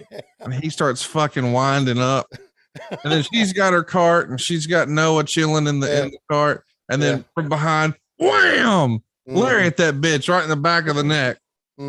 Down goes Schiavone. Yeah, and then the FBI comes to your house. We saw your search history. Mm-hmm. We know you tried to take her out. Yeah. The Publix. Anyway, the reason I bring that up is WrestleMania years ago, 2014, they were in New Orleans. Okay. So I'm riding my very first WrestleMania with friend of the show, Cassio Kid, friend of the show, Clint from Hershey, and friend of the show, Cole Kublik. Oh. And I noticed in the back of this cab as we're about to get dropped off here for WrestleMania that it says, or no, this was the day after WrestleMania, it's the Monday Night Raw. And the listing on the back of the seat says, it may or may not be illegal to murder your taxi driver here in the New Orleans city limits. So I asked the driver, so buddy, this says it may or may not be illegal for us to murder you inside the city limits. But what if we take you outside of the city? Is it different if we just go right beyond the city? He did not think that was funny. I bet he didn't. But that's what it said in the back of the cab. It may or may not. And I'm thinking, I don't think this has anything to do with city limits, guys. It's hard for me to imagine a circumstance where murdering the cab driver is not illegal. I feel like it's illegal every time. And you're not ribbing here, are you? I mean, no. Like I was thinking, like if Cole killed him, would it be legal for him, but illegal if Cassio killed him again? Like right after, what if we killed him over and over? Would some of us get off and others be prosecuted? Like, what are the rules? How can you tiptoe right up to the line with all right, this is the legal way to kill a cab driver, and this is the illegal way. It's such an asinine sentence. It may or may not be. Yes, it's always fucking illegal. I've got something to say about that, but first, I don't know if you just noticed this or not, but they got tied up in the ropes and botched a spot.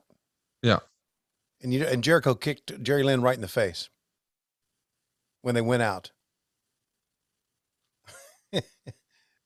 Jerry botched a spot right in the ropes, And as we're moving out of the center ring, I mean, it was coming in hot, buddy. Well, I'll tell you this, Jericho wouldn't have done that intentionally in real life because, well, Jerry Flynn ain't one to fuck around with. Well, he was pissed off there, man.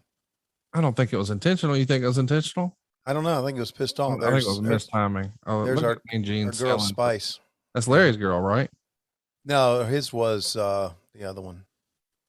Oh, that's this was my friend. Before present the battle for the Beatles sweepstakes. And you can enter. It's so easy. I do tell you that the grand prize winner will win this very vehicle. A 1999 brand spanking new VW Beetle. It's an exciting game to play. As a matter of fact, Spice, you and I might look pretty good in this automobile. I think so, Gene. This thing is sporty, it's fun, it's fast, it's peppy, it's spicy. You like to play games? You know I do. Well, then I'm certain you'd like to play Beetle Adventure Racing on Nintendo 64 and get a... You gonna start hitting chicks with that at AEW? Do you like to play games? Mm. Well, have you ever thought about playing Pin the Tail on the Schiavone? Mm. What I'm thinking is you strap this apparatus around your leg. Easy now. Easy. What? I was just thinking when you're talking about Cole Kublik. Yeah. Him killing someone would probably be easy because Auburn killed his football program.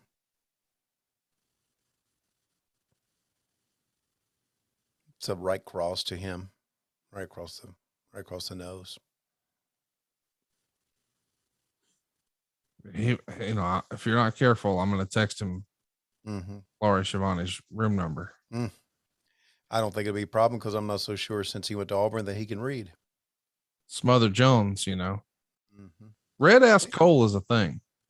Yeah, good. I'm happy for Red ass Cole. I'm so you don't know what you're signing up for. Yeah. I love the tweet that Casio sent out recently. My favorite, and somebody sent it to me. One of my friends sent it to me because I don't read Twitter. Casio sent it out. My favorite rivalry during football is Auburn Athletic Department against its boosters. Oh wow, that was tremendous. Yeah, they're in struggling mode right now. It kind of goes in cycles. It does. Look at here. Bret the Hitman Hart coming out, and we've got a little piece of business here. It was almost a headline story for the Observer, and this is WrestleMania week, by the way. Wow. But still, it's what everybody's talking about on the other side of this. His jersey is the junior hockey team that he was, I think, was the first owner of, the Calgary Hitmen. Well, he's about to quit. Let's take a listen. He's got a microphone, and maybe he'll explain a little further about that challenge that he issued last week to Goldberg, where he said that he could defeat Goldberg in 5 minutes. 5 minutes.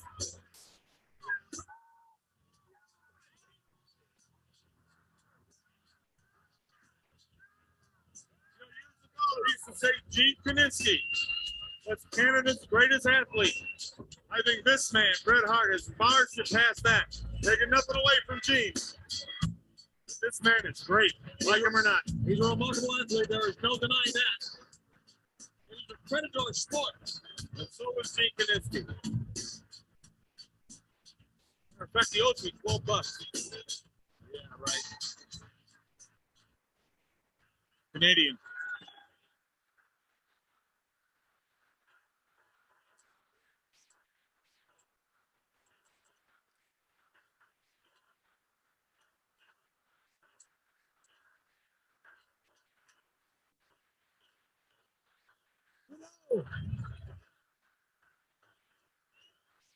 It's nice to be in a place where you get a little respect.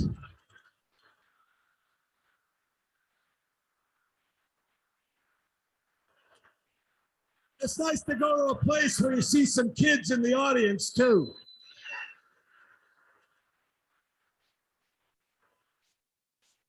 You sit back there all night and you sit back and you listen to everybody. And I know everybody's all up in a big Now everyone's all upset about the ratings and stuff.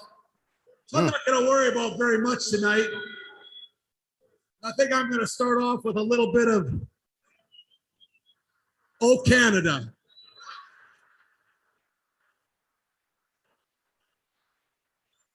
Our home native land, true patriot love, in all thy sons command.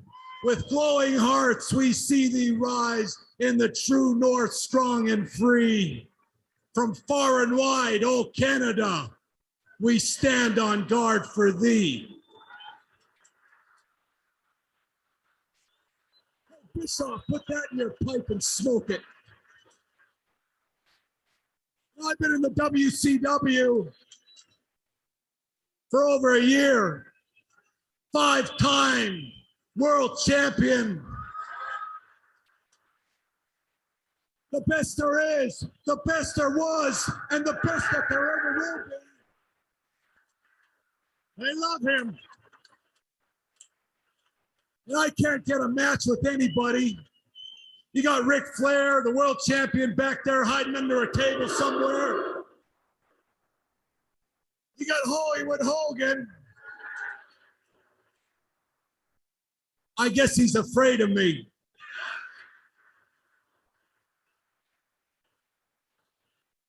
You know, I'm going to get right to the point.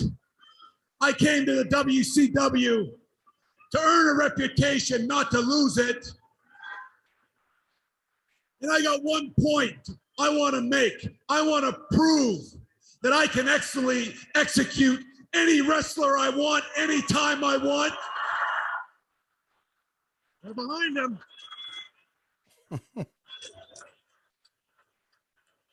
So let's cut to the chase.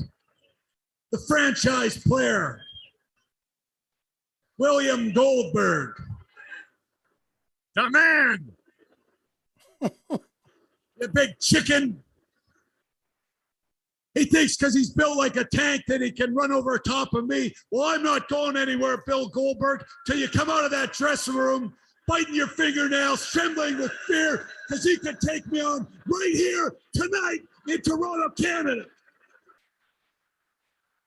Let's do this thing. What do you say? Let's get it on. The man, he's putting up all this money to take on Steve Austin. Well, let me tell you something. I beat Steve Austin every time I ever fought him. Wow. He likes to fancy himself some kind of big, fancy, tough football player. Well, I got news for you, Bill Goldberg.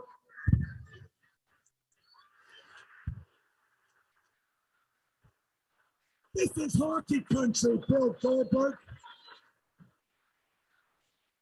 Put away your silly helmet and come out here and fight me. I'd like to see that.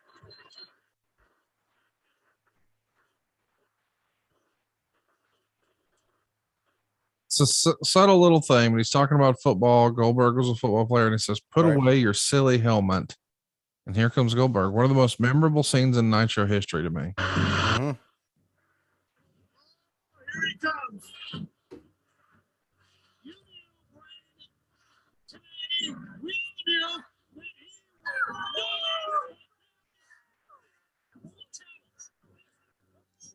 That he would come out here and enter this talent. So here we are at 0 hour in Canada. Wow! He nailed him. He nailed him. Wait a minute. What happened here? Bret Hart is down and out. So it's Goldberg. Goldberg is not moving either. Did you see the impact of the spear? When Goldberg made contact with Bret Hart, both men went down in a heap. That's unbelievable. But you see the way he hit him, Tony?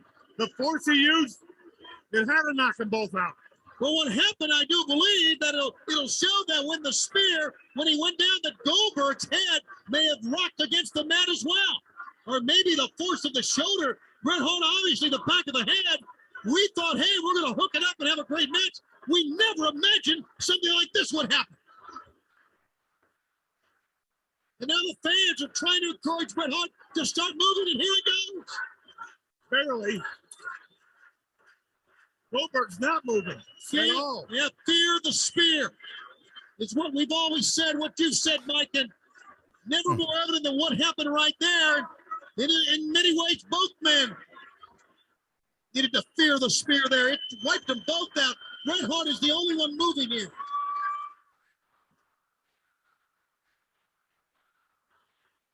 He rolls Goldberg over. He's going to try to pin one. But that's not the referee counting, and this doesn't count.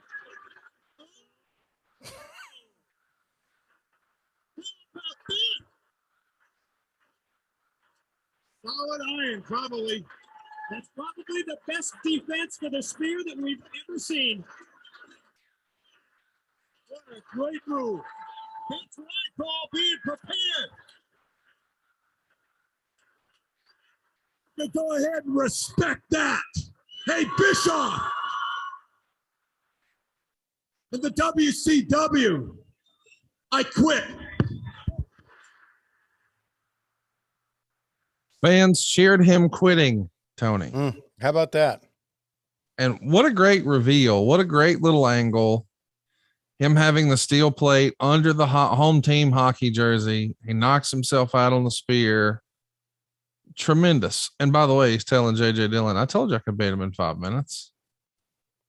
That's one of the coolest things Bret would do in WCW, in my opinion. Yeah, that was very well done. Yeah, he had a lot of great matches, but that was probably the best moment. Right. To me. He ducked out of the way of someone right there.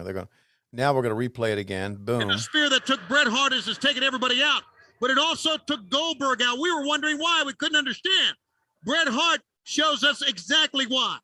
What a move. What a well thought out move this was to put Goldberg down. But then Bret Hart said he quit. He said, Bischoff, I quit. Talking about Eric Bischoff, who's signing to a contract here. And Bischoff, we hadn't seen Bischoff, and I don't know when, comes out here and confronts Bret Hart. This happened moments ago. You didn't see it. It happened while we were in a commercial break. What's that all about? I have no idea. But the fact is, he says he's quit. He says he has no respect for WCW, and he demands respect. I look at Scott Steiner and Buff Bagwell on their problems. So we're going to see a package here with Scott Steiner and Buff's problems, but let's talk about that Bret piece of business. Did you know the big shield was going to be revealed? Yeah. That was cool, though. Yeah, I knew that. We all knew that. And well, just so sometimes you tell us, you know, that I didn't know. Yeah, and you know what? Let me know. Blah blah blah. Yeah, it comes and goes. How much I know and how much I don't know, and all that stuff. But I think I said during that package, and why did he do that? I don't know. Oh yeah, that was great. Geez, that was fucking. I like to announce things in a loud and clear voice. Yeah. Why am I doing this? I don't know. No. Jesus Christ. Oh, my life back then. My life back then. Regrets. I've had a few. Buff back. This is around the time. No, this was later. Okay. It was later when Buff and DDP did that angle. Buff and DDP did an angle where when they arrived to the arena, they got into a fight about Kimberly. We were in Denver, and yikes, we were in Denver, and well, the cameraman had to look for her, but he found her. Yeah, he found her. We were in, and someone came into the announcer room and says DDP and Buff are in a fight backstage here, because you could hear a commotion. And I said, what's going on? I said, they're fighting over Kimberly, something that Buff said about Kimberly, or Buff's having it. And I remember sitting in the announcer room saying, it's a fucking work. Yeah. Let's listen. They're trying. You know, DDP wants Scott Steiner. Obviously, there's another man who wants Scott Steiner. touch on that. But we would be remiss if we go any further with this thing about Bret Hart. Yeah. So the Buff Bagwell thing with DDP, the backstage fight wound up being a work. Of course it did. Yeah. This was the Vince Russo era where we're trying to work the boys. But I didn't buy any of it. These days, the boys are working together because Buff Bagwell has moved into the accountability crib for DDP's new project, Change or Die. That's good. I'm glad to hear that. Let's take a listen to what Buff's got to say here. We got him. We got more legal people we know what to do with. I know there's a lot of them back there talking about this, but Needless to say, to Toronto, Big Papa Pump and Buff Daddy are no more.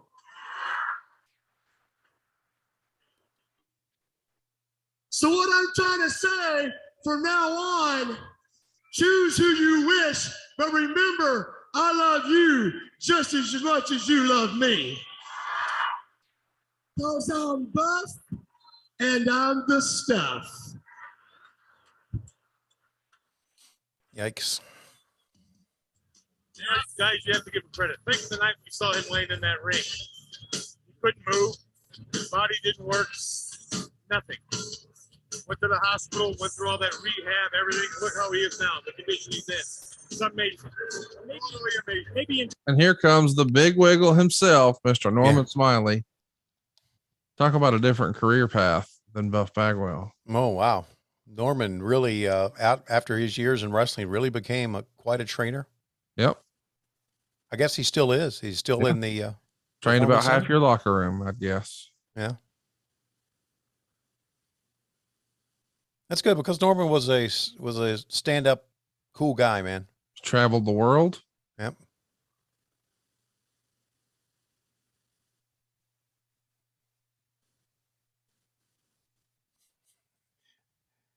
A lot of people love that big wiggle. You've talked about that, right? Oh, my uncle. Right. Like when we went to wrestling, it didn't matter, you know, what show. He took me to an ECW show.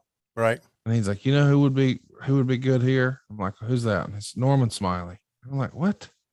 He's like, man, they'd love that big wiggle. And I'm like, oh, God, he loves the wiggle. Yeah. All right, here we go. Doing a little dance. Think Norman's going to do one in response? No. Oh, I thought he'd stand there and just wiggle. I did too. I thought that's what the setup was. When Russo came aboard, he did more wiggling. Yeah. Russo knew we wanted the wiggle. Right. But in fairness, this match is probably more about Buff than Norman. Yeah, it is. Boy, Buff did look good. And as we heard Heenan say, this was, you know, after the Thunder situation. Yeah, it was. Top Rip Bulldog Jones. Yeah. Because you have to be so careful when someone has a neck injury about putting them on the gurney and immobilizing them. It obviously shut down our show because we had to go like 20 minutes with just being concerned about Buff. You can't just throw them on a slab and wheel them out quickly. Every time, not every time, but many times when someone takes these crazy bumps that we do on Dynamite, yeah, I think about Buff and I think about that injury and just praying that these kids can be safe because of all the things they do. Yeah, no doubt. No doubt. I talk about that a lot with guys backstage. Oh, he was doing a wiggle there and we didn't get it. We got Buff crawling up on the ring. How about that? Completely missed it. WCW strikes again.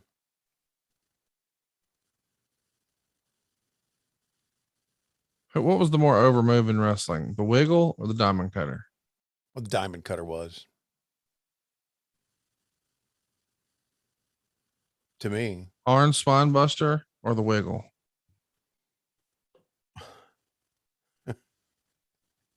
You're just throwing things up against the wall here. Spine buster. Ric Flair's figure 4 or the wiggle? Ric Flair's figure 4. Hulk Hogan's leg drop or the wiggle? Hulk Hogan's leg drop. Anything else? That Panama City flip joint of Adam Cole's Yeah. or the wiggle? Right now, I would say Panama City flip joint. Oh, by the way, as we're as folks are listening to this today, Mm-hmm. my parents are buying a condo in Panama City. Maybe they'll run into Adam Cole down there at one of those flip joints. Baby. You know, I don't know if you saw this or not. You probably didn't because you don't like things like this. But on Paramount Plus, the Didn't see streaming it. service, didn't see it, did you? No. Of course you didn't. The first episode of Halo. Oh yeah, man. I can't wait to not watch that. It downloaded. I watched it. I loved it. There's an after show on it. And on the after show, guess who they're talking to? Adam Cole. Adam Cole, baby. Adam Cole, baby, because he's a big Halo guy. And of course, that's how he dressed up as one of the Halo members. And You know, on Thunder, they thought Buff Bagwell was going to be a big Halo guy did they? when they put him on that board. Halo. Got it. Next. There you go. They're coming at you pretty fast, Tony. Yeah, they are. So anyway, it's worth the watch. If you liked Halo, even if you didn't, I thought it was very well done. Here's what Meltzer wrote about Bret Hart. There's a ton of behind the scenes regarding the Bret Hart quitting angle on Nitro in Toronto. The angle went pretty much as planned, but there was a lot of backstage maneuvering trying to kill or change the angle. Basically, several weeks back, Hart came to Bischoff with this angle, which would heat him up for working on top of pay-per-view shows. Despite what you've probably read everywhere else and will read everywhere else and will be rumored everywhere, Hart is going nowhere and is under contract for longer than will be publicized in work storylines that will come out.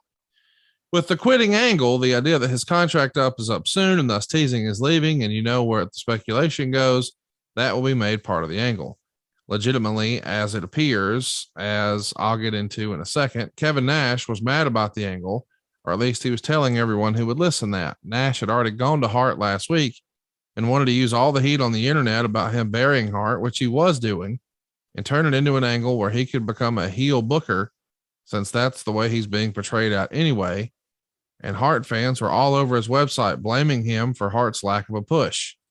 Nevertheless, even though Nash told Hart he wanted to turn this into an angle, there must have been some heat at some level, since Nash didn't want the Hart Goldberg angle to take place and was complaining that he was given control to be booker, and this angle was sprung on him, and he didn't want it, and was told by Bischoff that they wouldn't interfere with him as they had with previous bookers. That all happened before the Panama Beach Nitro. And he basically let Dusty Rhodes put this show together, something the whole company was paying for the next week. A lot of the other power brokers got in Bischoff and others' ears, and the angle potentially ruining Goldberg, particularly being done in Toronto, where Hart would get the face reaction. Bischoff wanted Hart to run down Canada and the Canadian government in his interview before Goldberg came out, so Goldberg would be the face, but Bret refused. Nash also wanted the angle to end with Hart quitting, but Nash jumping him and leaving him laying, as it was a bully booker to start a program between the two of them, which Nash also refused, since he thought he and Bischoff had already agreed about the direction of the angle, and he clearly had it in his mind that this was the night he rehabbed this past year plus of floundering. Because so many people feared the damage to Goldberg, Bischoff ordered the Goldberg chants piped into the building, and when Goldberg came out, for him to be tuned up to full blast. The angle, which saw Hart get a phenomenal response, similar to what The Rock gets in the last few weeks, probably second only to Flair that night in Greenville, saw Bret challenge Goldberg, Hogan, Flair, and others. Goldberg came out and speared Hart, and they were both on the mat dead. Well, you saw what happened there. Either way, though, the idea is a lot of backstage maneuvering, a lot of upset folks. Apparently, there were some folks who were upset that Bret brought up Steve Austin's name, and Bischoff and Hart are trying to work people and the wrestlers backstage that this is actually a shoot, and they're going to argue backstage with no cameras, but it's something all the wrestlers see. But Meltzer would say Bischoff has done that so often now that the wrestlers consider it a pathetic joke and nobody bought it. But it did bring a lot of mainstream coverage in Canada, What'd you think of this when it was all said and done? What was there a bunch of hubbub backstage or whatever? There was a bunch of hubbub backstage, and of course, again, I'm not backstage, right? I'm here. Oh, yeah, you're at the desk, right? But then you hear about it, and I don't believe any of it. Yeah. I don't. Again, I'm like the guys, right? You try to work the boys, you try to work us so many times, you still don't believe it. I didn't believe anything. Even Cineburst, fight the burst. All them girls, Panama City, chewing that Cineburst. Live the flavor, Cineburst. Fight the burst. Well, you got to give us credit. We had some sponsors, didn't we? Hey man, you're well monetized here. Yeah. And boy, look, I got to be 300 pounds there. Did you get 300 pounds? I don't think I'd ever got 300 pounds, but man, I look it. That's probably why the ratings went down. I know that's what Bischoff thinks. That's what Bischoff thought. So, and it was probably around this time Bischoff said, "How much you weigh anyway?" So, I don't know. The plan that WCW wanted was for him to do the Goldberg angle, but not quit on TV and have him call a press conference with no WCW involvement in calling it and saying he's quitting. And that would get to mainstream press and be perceived as legit instead of an angle. But Hart didn't want to do that because of the long-term ramifications of people feeling used when he comes back. And also the idea that this would make people think he is leaving the WWF was an angle as well. He's trying to play this off publicly as something of the effect of, he's not retiring, he's sitting out, and he's not sure what his next move will be, but he can't see himself in either the WWF or WCW. Actually, there is some truth in that because nobody knows what the next move will be, other than they have to rehab Goldberg next week, which can easily be done with him killing a star, and Ming isn't a star. Hart came out of it looking for the first time since coming to WCW as one of the biggest superstars in the business, but it isn't as if WCW has fallen into situations like that and not done anything with it. So pretty critical here as we see two of the greats, Dean Malenko and Chris Benoit, come into the ring here. What's left of the Horsemen, if you will. Right. Well, you got to admit, a lot of star power on this show. No doubt. Yeah.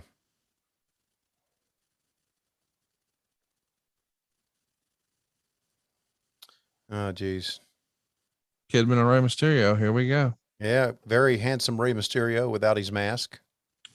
Meltzer called this a real good match with a lot of innovative moves. The idea this week is to build the tag title around a three-way program with Rey and Kidman, Benoit and Malenko, and the new Raven and Saturn and Canyon Freebirds like trio. It almost always kills faces, even though that term doesn't really exist today, to win belts when it's basically handed to them and they didn't quote unquote earn it. So that's what we're going to be seeing here today. As we see Rey step into the ring with the cruiserweight title, of course, Benoit and Malenko are the tag champs. The WWE still has one of those tag belts, and the rumor and innuendo is one's out in the wild. I think I've tracked it down. Ah, but man, it would be cool to reunite those WCW tags one day. I love how you say out in the wild, like you're going to go in the woods hunting for it. It's in New York or New Jersey. No, it's in Connecticut. I know where it is. Okay, good. But I think the fella wants like a new Escalade for it. So he's probably going to have it for a while. Right. Do you know a number right off the top of your head of how many belts you have? Ring used, I would guess there's probably like 20 behind me. Okay. I got 2 kayfabes in here that nobody will ever see. Oh, okay. Yeah. Not there, but one there and one there. So you kayfabe them. Why? You don't want people to come I'm not going to say. Okay. I'll tell you off air. Okay. That's fair enough. But there is a reason that they can't be behind me. I'll just say that. All right. Got you.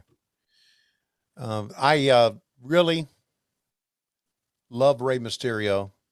And even though he has a real cool look here, Rey Mysterio will always be the guy in the mask. I agree totally. And I know that you think he's a damn handsome man, and I'm not here to argue that, but the mask is Rey Mysterio. Of course it is. Isn't he on the new video game for? Yes, he is. On the cover. All these How about years that? later, he's on the cover. Isn't that something? All these years later, 23 years later, Rey Mysterio Jr. on the cover of the WWE video game. That says a lot about his longevity, what he's meant to the business. Not only that, it says a lot about how great a guy he really is, which he is. I got a friend who is my only friend who plays wrestling video games, and he got it the new video game the day it came out, and he loved it. He said there's still some bugs, but it is such an improvement from the old one. So that's rewarding news. Yeah, video games are incredible now. They really are. You've never liked them, I know. No, that's not true. But when I was a kid, I played, all the standard stuff. I'm really more of an NCAA football guy, and that's coming back this year. Right. So the day it comes out, I've already told my friends, hey, I'm going to take off work that day. I'm playing that game that day. Well, that's good. I think that it's coming back because, thank God, players get paid money now. The NIL, yeah, Daddy. Yeah, I'm excited about that. I'm excited about that too. That's long overdue. But as an adult, I know that you don't play video games, but you do know, and I'm sure most people know, that video games competition doles out a lot of money. Oh, yeah. I mean, guys make millions of dollars. Yeah. Isn't that amazing? When you think about what it was back then, and even before then, when Nintendo first came out, and everybody kind of looked down like, oh, you're wasting your time. You're not going to get anything out of that. Bullshit. Well, they said the same thing when I started this wrestling podcast with Tony Schiavone. Yeah. And now when you and I finish, we're both going to go in our backyards and jump in a pool of gold coins like Scrooge McDuck. So joke's on you, motherfucker. Scrooge McDuck. Yeah. Yeah. And I'm going to dance on the table like McAfee just for that guy. Yeah. Because then we'll know you're taking it seriously. Like he does. Jesus Christ. Jesus Christ. He's not here, is he? Is he on this show too? He's always with us. He's always with us. What about stupid ass MJF dropping that name on TV the other day? What stupid ass what? Stupid ass MJF. Oh, I know. Somebody's got to give him his comeuppance. Yeah, I know. And guess who's going to do it? Tony Schiavone. You damn right I am. What are you going to do? You going to put him in a head scissor takeover? I'm going to just talk to him backstage about it. I didn't have a chance afterwards because, well, by the time I'm out, he's nowhere to be found, or if he is, I'm not looking for him at that time. But boy, I get about, he's a great talker, and I understand about how he can ad lib, but sometimes you just got to take a breath. You don't think he should have had Jesus in his promo? No, I don't. Yeah. But then again, he's obviously done things that he's just very innovative about what he says. I don't know if that's the right way to say it or not, but he is. There's a lot of action going on here, guys. So much. Meltzer really liked this match too, as we see Kidman on the shoulders of Dean Malenko as Malenko seated on the top rope. Top rope gut buster. Wow. Ray makes the save. Great match. Unfortunately, Kidman's a part of it. You know what our main event is, don't you? Hogan Page. Yep. Gotta go 12 minutes and 50 seconds. Wow. Which Meltzer says was a good brawl, believe it or not. He never complimented either one of these guys. That's pretty good. Yeah. Is Kidman still working for the, or did he get released? Look at that. Blow your nose on him. Can't work that. Is Kidman still working for the Performance Center? Do you know? I don't know. I know he was, and then I know he wasn't. Let me look and see. I think he's back. That one time when our orange referee friend invited me to come to NXT. Yeah. And I got there early in the day. I saw Kidman, I saw Regal, I saw Terry Taylor, I saw a lot of guys. Your orange referee friend is running for political office in Florida now. Oh, good for him. He's become a somewhat controversial figure online. Well, then bad for him. Kidman was furloughed by the company April 15th, 2020, due to COVID-19 cutbacks. He returned on September 25th, 2020. So he was only down for 5 months, then he's back. COVID cutbacks. Holy smokes. COVID cutbacks. What a year 2020 was, huh? Yeah, it was a crazy year. Yeah. And if anybody thinks we're done, you're wrong. Really? Yep. What do you got planned for us? I don't have planned anything, but I just know the government does. Oh, geez. Oh, wow. Great double team move. Hey, let me mention, you guys did a segment on QVC a few days before this. Oh, really? Did 800 grand in merchandise in an hour. Wow. Meltzer says it's a number so ridiculous it's impossible to contemplate. Mm-hmm. But he guesses that the segment that the WWF had on the Home Shopping Network did as good, if not better. I find it interesting that in this era, there was not only the Monday Night Wars, there's the Shopping at Home Wars. One was with WCW, and the other was with the WWE. That's hilarious to me. Yeah, that's something else. And I blame you. Yeah, of course. Why don't you? Where was our buddy who did Impact at that time? Don West. Was he working for one of those networks at that time? I'm sure. By the way, we got an update on Don West on My World this week. Oh, Jarrett had a long conversation with him, and he's been in a battle with cancer, so we'll have some new information. I did not know that. Yeah, that's terrible. Don's a good guy and one of the greatest salesmen ever. So Don was on the Shop at Home network, which is different from the Home Shopping Network. Okay. And of course, our buddy Alex Abrahantes is on QVC, right? Who could forget? Mm-hmm. I really like him, by the way. Oh, Alex is one of the great guys.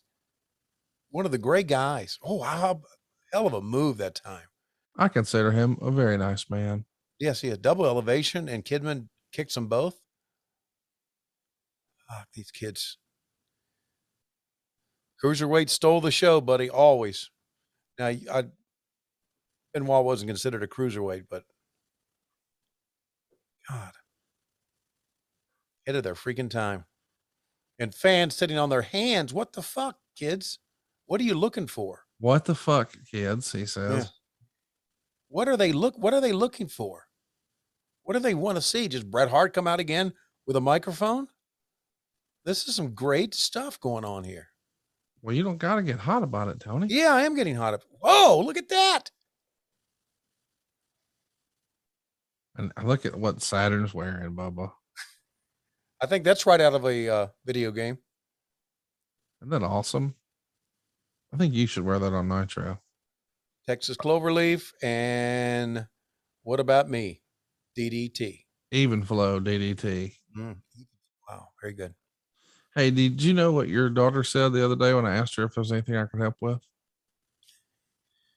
It had to be something about me. What'd she say? You're right. Oh, I know what she said. What'd she say? Because she told me what she told you. Which was just a classic line. Find Dad a tailor.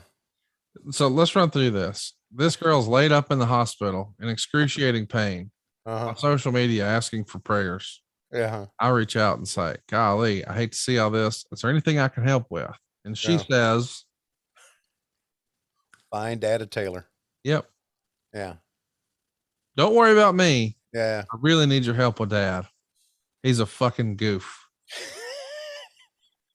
Well, listen, my daughter, everybody in the family will tell you this, is one of the funniest people out there. I think she might be the funniest Schiavone. She is hilarious. She comes up with some great stuff. She's the funniest Schiavone. I know that. Like sometimes these, you know how sometimes these interviews go long in the ring? Yeah. She will send me a text like, what is this, a fucking soliloquy? Can't even say the word. But how about the Cinnaburst girls? Told you, Cinnaburst. Burst. Who were the pervs who shot this? It's probably Neil Pruitt. Shout out to Neil. He was just trying to make friends. I was hoping you were going to say somebody else. When you said Neil, I had to walk it back. Yeah. Is Neil one of the nicest guys ever? Yeah, Neil's a good guy. Talented guy too. Such a nice man. Yeah, he's done a lot in TV. Ain't Not no just with doubt about wrestling. it. Not just with wrestling. But he loves wrestling, so he'll come to our shows when we are here in Atlanta. Ricky Rackman there in that shot. Collecting them checks. But he really not that familiar with wrestling, but or really doesn't know that much about wrestling. Well, I guess it's main event time. You ready for this? This has been a very good show. I mean, it's not a bad show for the first one in Canada. Yeah. I wondered if it would be shorter though, because of the exchange rate. You know that it may be well documented, and I'm not going to say if it was well founded or not, but Kimberly had a lot of heat with the Nitro girls. Oh yeah. You said you're not going to say if it was well founded or not, and that's because you don't want to bury her. No, it's because I'm not. The other Nitro girls, most of them that were well schooled in dance, right, all thought that Kimberly was not that good of a dancer. And listen, I didn't have a problem with Kimberly dancing. Usually, when the Nitro girls were dancing anyway, I was out reading something like the Beatles sweepstakes or something crazy like that. So I didn't really get to watch the Nitro girls that much, but most of them who were schooled in dance thought that Kimberly was not that good of a dancer and she shouldn't be there. And the only reason she was there because she was Paige's wife and they were friends with Bischoff. Whether she was a good dancer or not, I don't know, but I know she had heat with the other girls. I think that's well documented. And the reason I say I can't comment on that is because it looked fine to me. All right. What do I know about what is good dancing or what is not? Because I'm not a dancer. Oh, geez. I do know this. Did you ever see Singing in the Rain? No, I'm a grown man. Okay. You should watch Singing in the Rain. Really? Okay. Okay. Because Gene Kelly was spectacular. Okay. And I want to get the guy's name here because I forgot it. Oh. Okay. I'm boring you with this, aren't I? No, just waiting on the payoff here. I thought you were going to say, and then at the end, Kimberly got in an argument with somebody and a boob fell out. I mean, that's what you teased it up like this. All right. You need to watch Singing in the Rain, and you need to fast forward to the Donald O'Connor dance where he literally beat himself to death dancing. He died. No, he just figure speech. Oh, he ran into literally though. Yeah. Okay. Figuratively.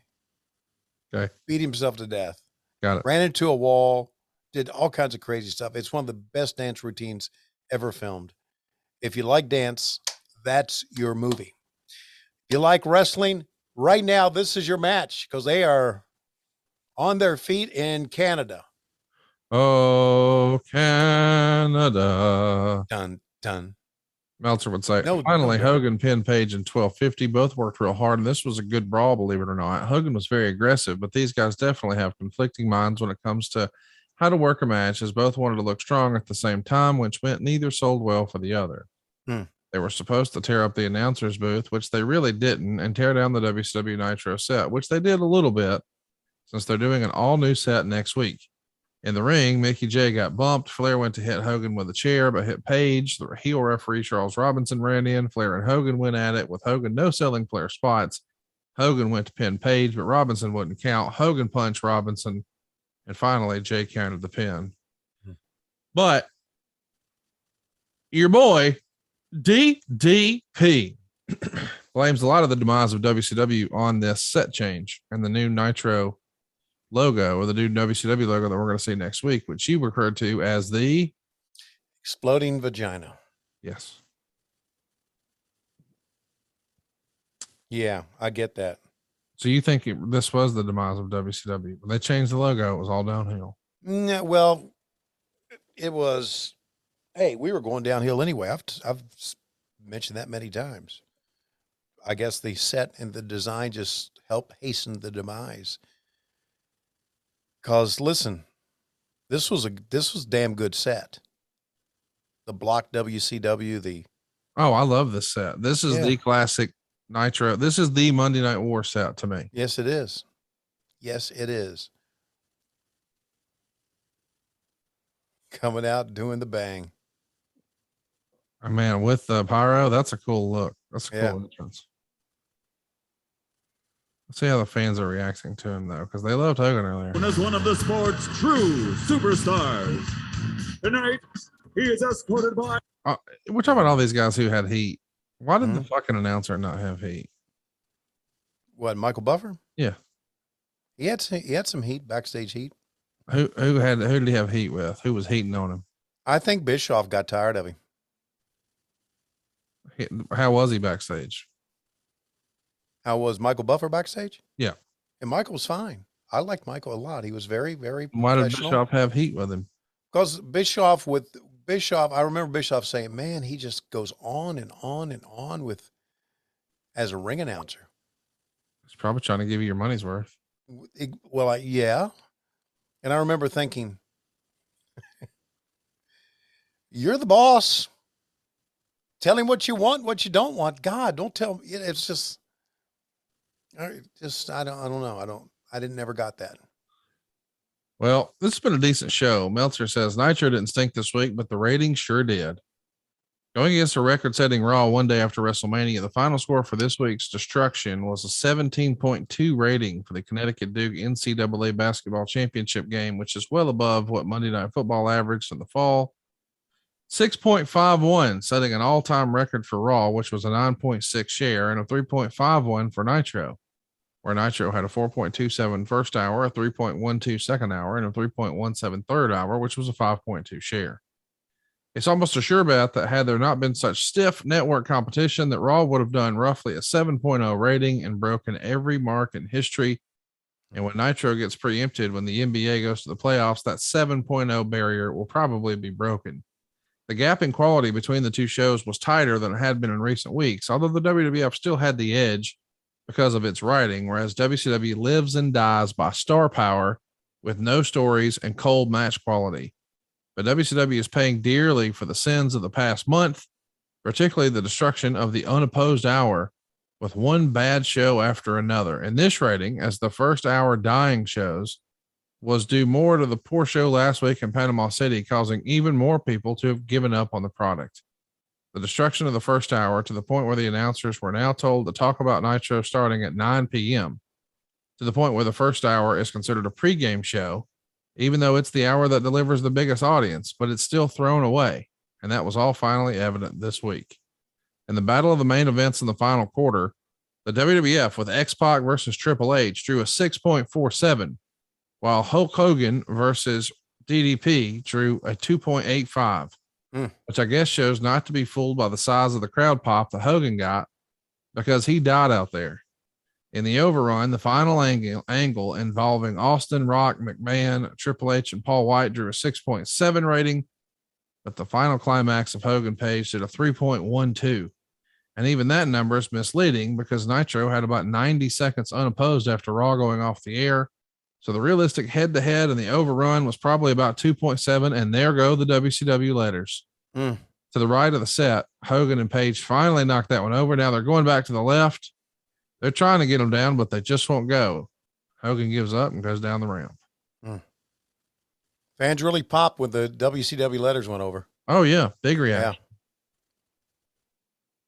Yeah, this was a good brawl.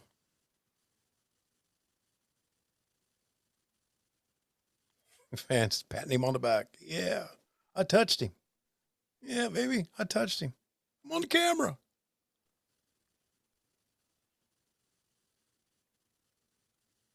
Also, a little nod to Mickey J, who passed away recently. I don't ever gone way too soon, bro. Yeah, don't know if we ever talked about that. He saw us when we were in Miami right before the pandemic. He came to Miami to see us. Mickey had obviously changed a lot, aged a lot, as we all do, but it was good seeing him. Mickey was a good guy. He was a good working, hardworking referee. Seems like think- a guy who was beloved. Like Yeah. everybody liked working with that guy. You know, I don't think because I love the referee crew that we have now in AEW, and I love the WCW crew. I just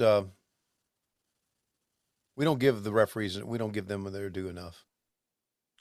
Buddy, I love you and I love me some AEW. There ain't no fucking comparing this WCW crew with y'all's referees. So I'll let you get away with it, but Lord have mercy. Well, I'm sorry, what do you mean? WCW had good referees. Mm-hmm. AEW does not always have the best referees. Okay. That's not my opinion. These are just facts. Okay, the referees, I'm not going to say one way or the other on this, but the referees today have a lot more on their plate in the ring than the WCW guys did. I'm not arguing that. Yeah. But AEW by and large doesn't run traditional wrestling. Okay, I see what you're saying. I see what you're saying. Yeah. I'm just saying back then there were tag ropes and you're disqualified on a 5 and wrestling has changed now. So now yes. I see exactly where you're going. But what it does is it makes the referees look like a bunch of goofs. So you have a bunch of hardworking folks in the back who are referees, and there are some really, really great guys. Like, for instance, I think the world of Bryce Remsburg. He's tremendous. Yes. But the style of wrestling, if you were to try to be an old-timey referee and call it like they did here in 1999, you wouldn't last long in that modern style. No, you're right. That's a very, very, very good point. So I'm not saying that those guys are not talented referees. I'm saying that the way the promotion has shifted or just society has shifted or whatever, the business has evolved. You kind of make the referees look a little goofy. Right. Because in reality, how many countouts would we have had in AEW? Well, like either we're going to pretend there's a rule book in wrestling or we're not. And if there's not a rule book, then just let them go out there and fight like comic books. And then when somebody dies or doesn't get up, then it's over. But if there are rules, then let's use the rules. So that way somebody can cheat. But if everybody's breaking the rules, then who's a heel? Yeah. Yeah. You sound like JR. JR is totally out of fucks left to give on commentary. And I'm like, I don't know if I'd have said that. Yeah. That's what I love about JR. Somebody threw something in the ring. Did you notice that? Now everybody's looking back because I think the security's got him. There's another show going on in the ring. I mean, in the stands. Yeah. Was this the time? Probably not, because George Bush was not in office as of yet. But this was a time where there was really a lot of bad feelings between Canada and the USA. Canadians would sit down when the USA national anthem was played. Do you remember that? Not really. Oh yeah, it happened. I think it was during the Bush era. You know, in hockey games where they play both national anthems. Yeah, yeah. They would sit down or they would boo. Look at Hulk Hogan trying to do an arm bar. And Lord have mercy, he's got the thing flipped and twisted all kinds of ways. He's trying, but this is not how you actually do this move. As Taz would say, he's attempting a Gogo Plata? No, it's called a Gugajatami or whatever it is. I don't. Gugu. Okay. You're a goof trying. I'm a goof for trying. That's why I don't say it, because I can't pronounce it. I just got to. By the way, Gugajatami. Gugu. Okay. Gugu. We got Taz and Sabu joining us over on Ad Free Shows. We're going to celebrate the 25th anniversary of Barely Legal. Wow. That went down on April 13th, which is a Wednesday. Of course, Taz has other plans on Wednesday. So make plans to join us on Thursday, April 14th. We're going to do a Taz and Sabu watch along live. You'll get to ask them questions and interact with these guys. Wow. What a monumental pay-per-view it was. ECW's very first one. And that entire show was built around those guys finally touching. They were the only stars on the poster. It was, man, the Super Indie feud, and down goes Mickey J here. Wouldn't you know it? And that's going to allow Flair to come in. Dirtiest player in the game. Here he comes. Speaking of Flair, he also is coming to adfreeshows.com. We're doing a WrestleMania 8 watch along with himself and the Macho Man Randy Savage as they had a world title match back at WrestleMania 8. You get to watch along with Rick, interact with him, ask questions, and that's all happening on April 5th over at adfreeshows.com. So take a look. You get all of our shows early and ad free, but those little bonus pieces, come on now. Very cool. And on WHW Monday, we watch along Rampage every Friday. And we've got two awesome that we just put in the can, including, speaking of ECW, the Taipei glass tape death fist of hell, whatever, buddy, the Rotten Brothers getting after it. You've never seen that. I can't wait. Never to seen see it. that. Can't wait to see it. Do you know what they do? When they tape no. their hands up, they dip them in glue.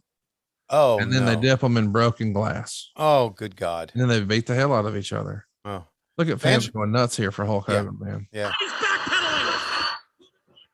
Flair calling spots. Calling spots as you get whipped in. Give me the boot. Does he have him? Does he have him? It's Charles Robinson. He's not making the count. He's not making the count. You're right, Mike.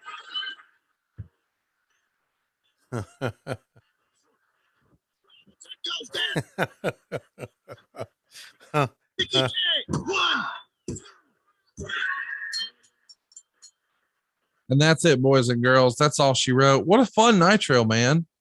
You know, it's not the height. I really enjoy 96 and 97 and some of 98. 99 is not remembered fondly, but this angle with Bret Hart made it all worth it. And I'm excited we got to watch it together, Tony. I enjoyed this. I thought I wouldn't. I thought, well, it did bring back some bad memories. I talked about the threats and your daughter's death threat. My daughter's death threats and stuff like that. And I listened to some of my commentary there, and I really sucked. Really sucked. You did. It was really bad. This was the worst version of you ever. Oh boy, it was the 800-pound version of me. I kind of look like that guy that works for the Georgia Bulldogs. Well, I don't know who that is. Well, he knows who he is. He sucks. He's 800 pounds. So yeah, that was a bad time, but it was a good show. It really was a good show. A lot of fun. Glad to be doing it with you. I'm glad to be doing it with you, man. I had a lot of fun with today, and I hope that you enjoyed your present from Coach Rosie. I did. Not everybody gets a cameo from Crip Mac, but you did. He's the man, buddy. Crip Mac. Crip Mac doesn't give a shit about anything. I loved it too. Yeah. I listened to his music too. Wasn't that bad, Really? Yeah, I'm not into rap, as you know. Some people are, some people aren't. I know you are. What was your favorite Crip Mac? I just listened to one passage of one song, and I'm thinking, it's not that bad. Do you want to hear Jay Nifty and Crip Mac do a little song or no? I do not. I'll listen to it on my own. All right. Well, ladies and gentlemen, it looks like it's about that time. It is about that time. Ladies and gentlemen, it's going to be Conrad Thompson and Dave Silva one-on-one. We are coming to you from the Air Canada Center here in Toronto, and one-on-one. And Silva tries to put a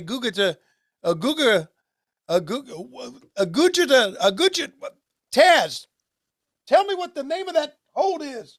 Guga.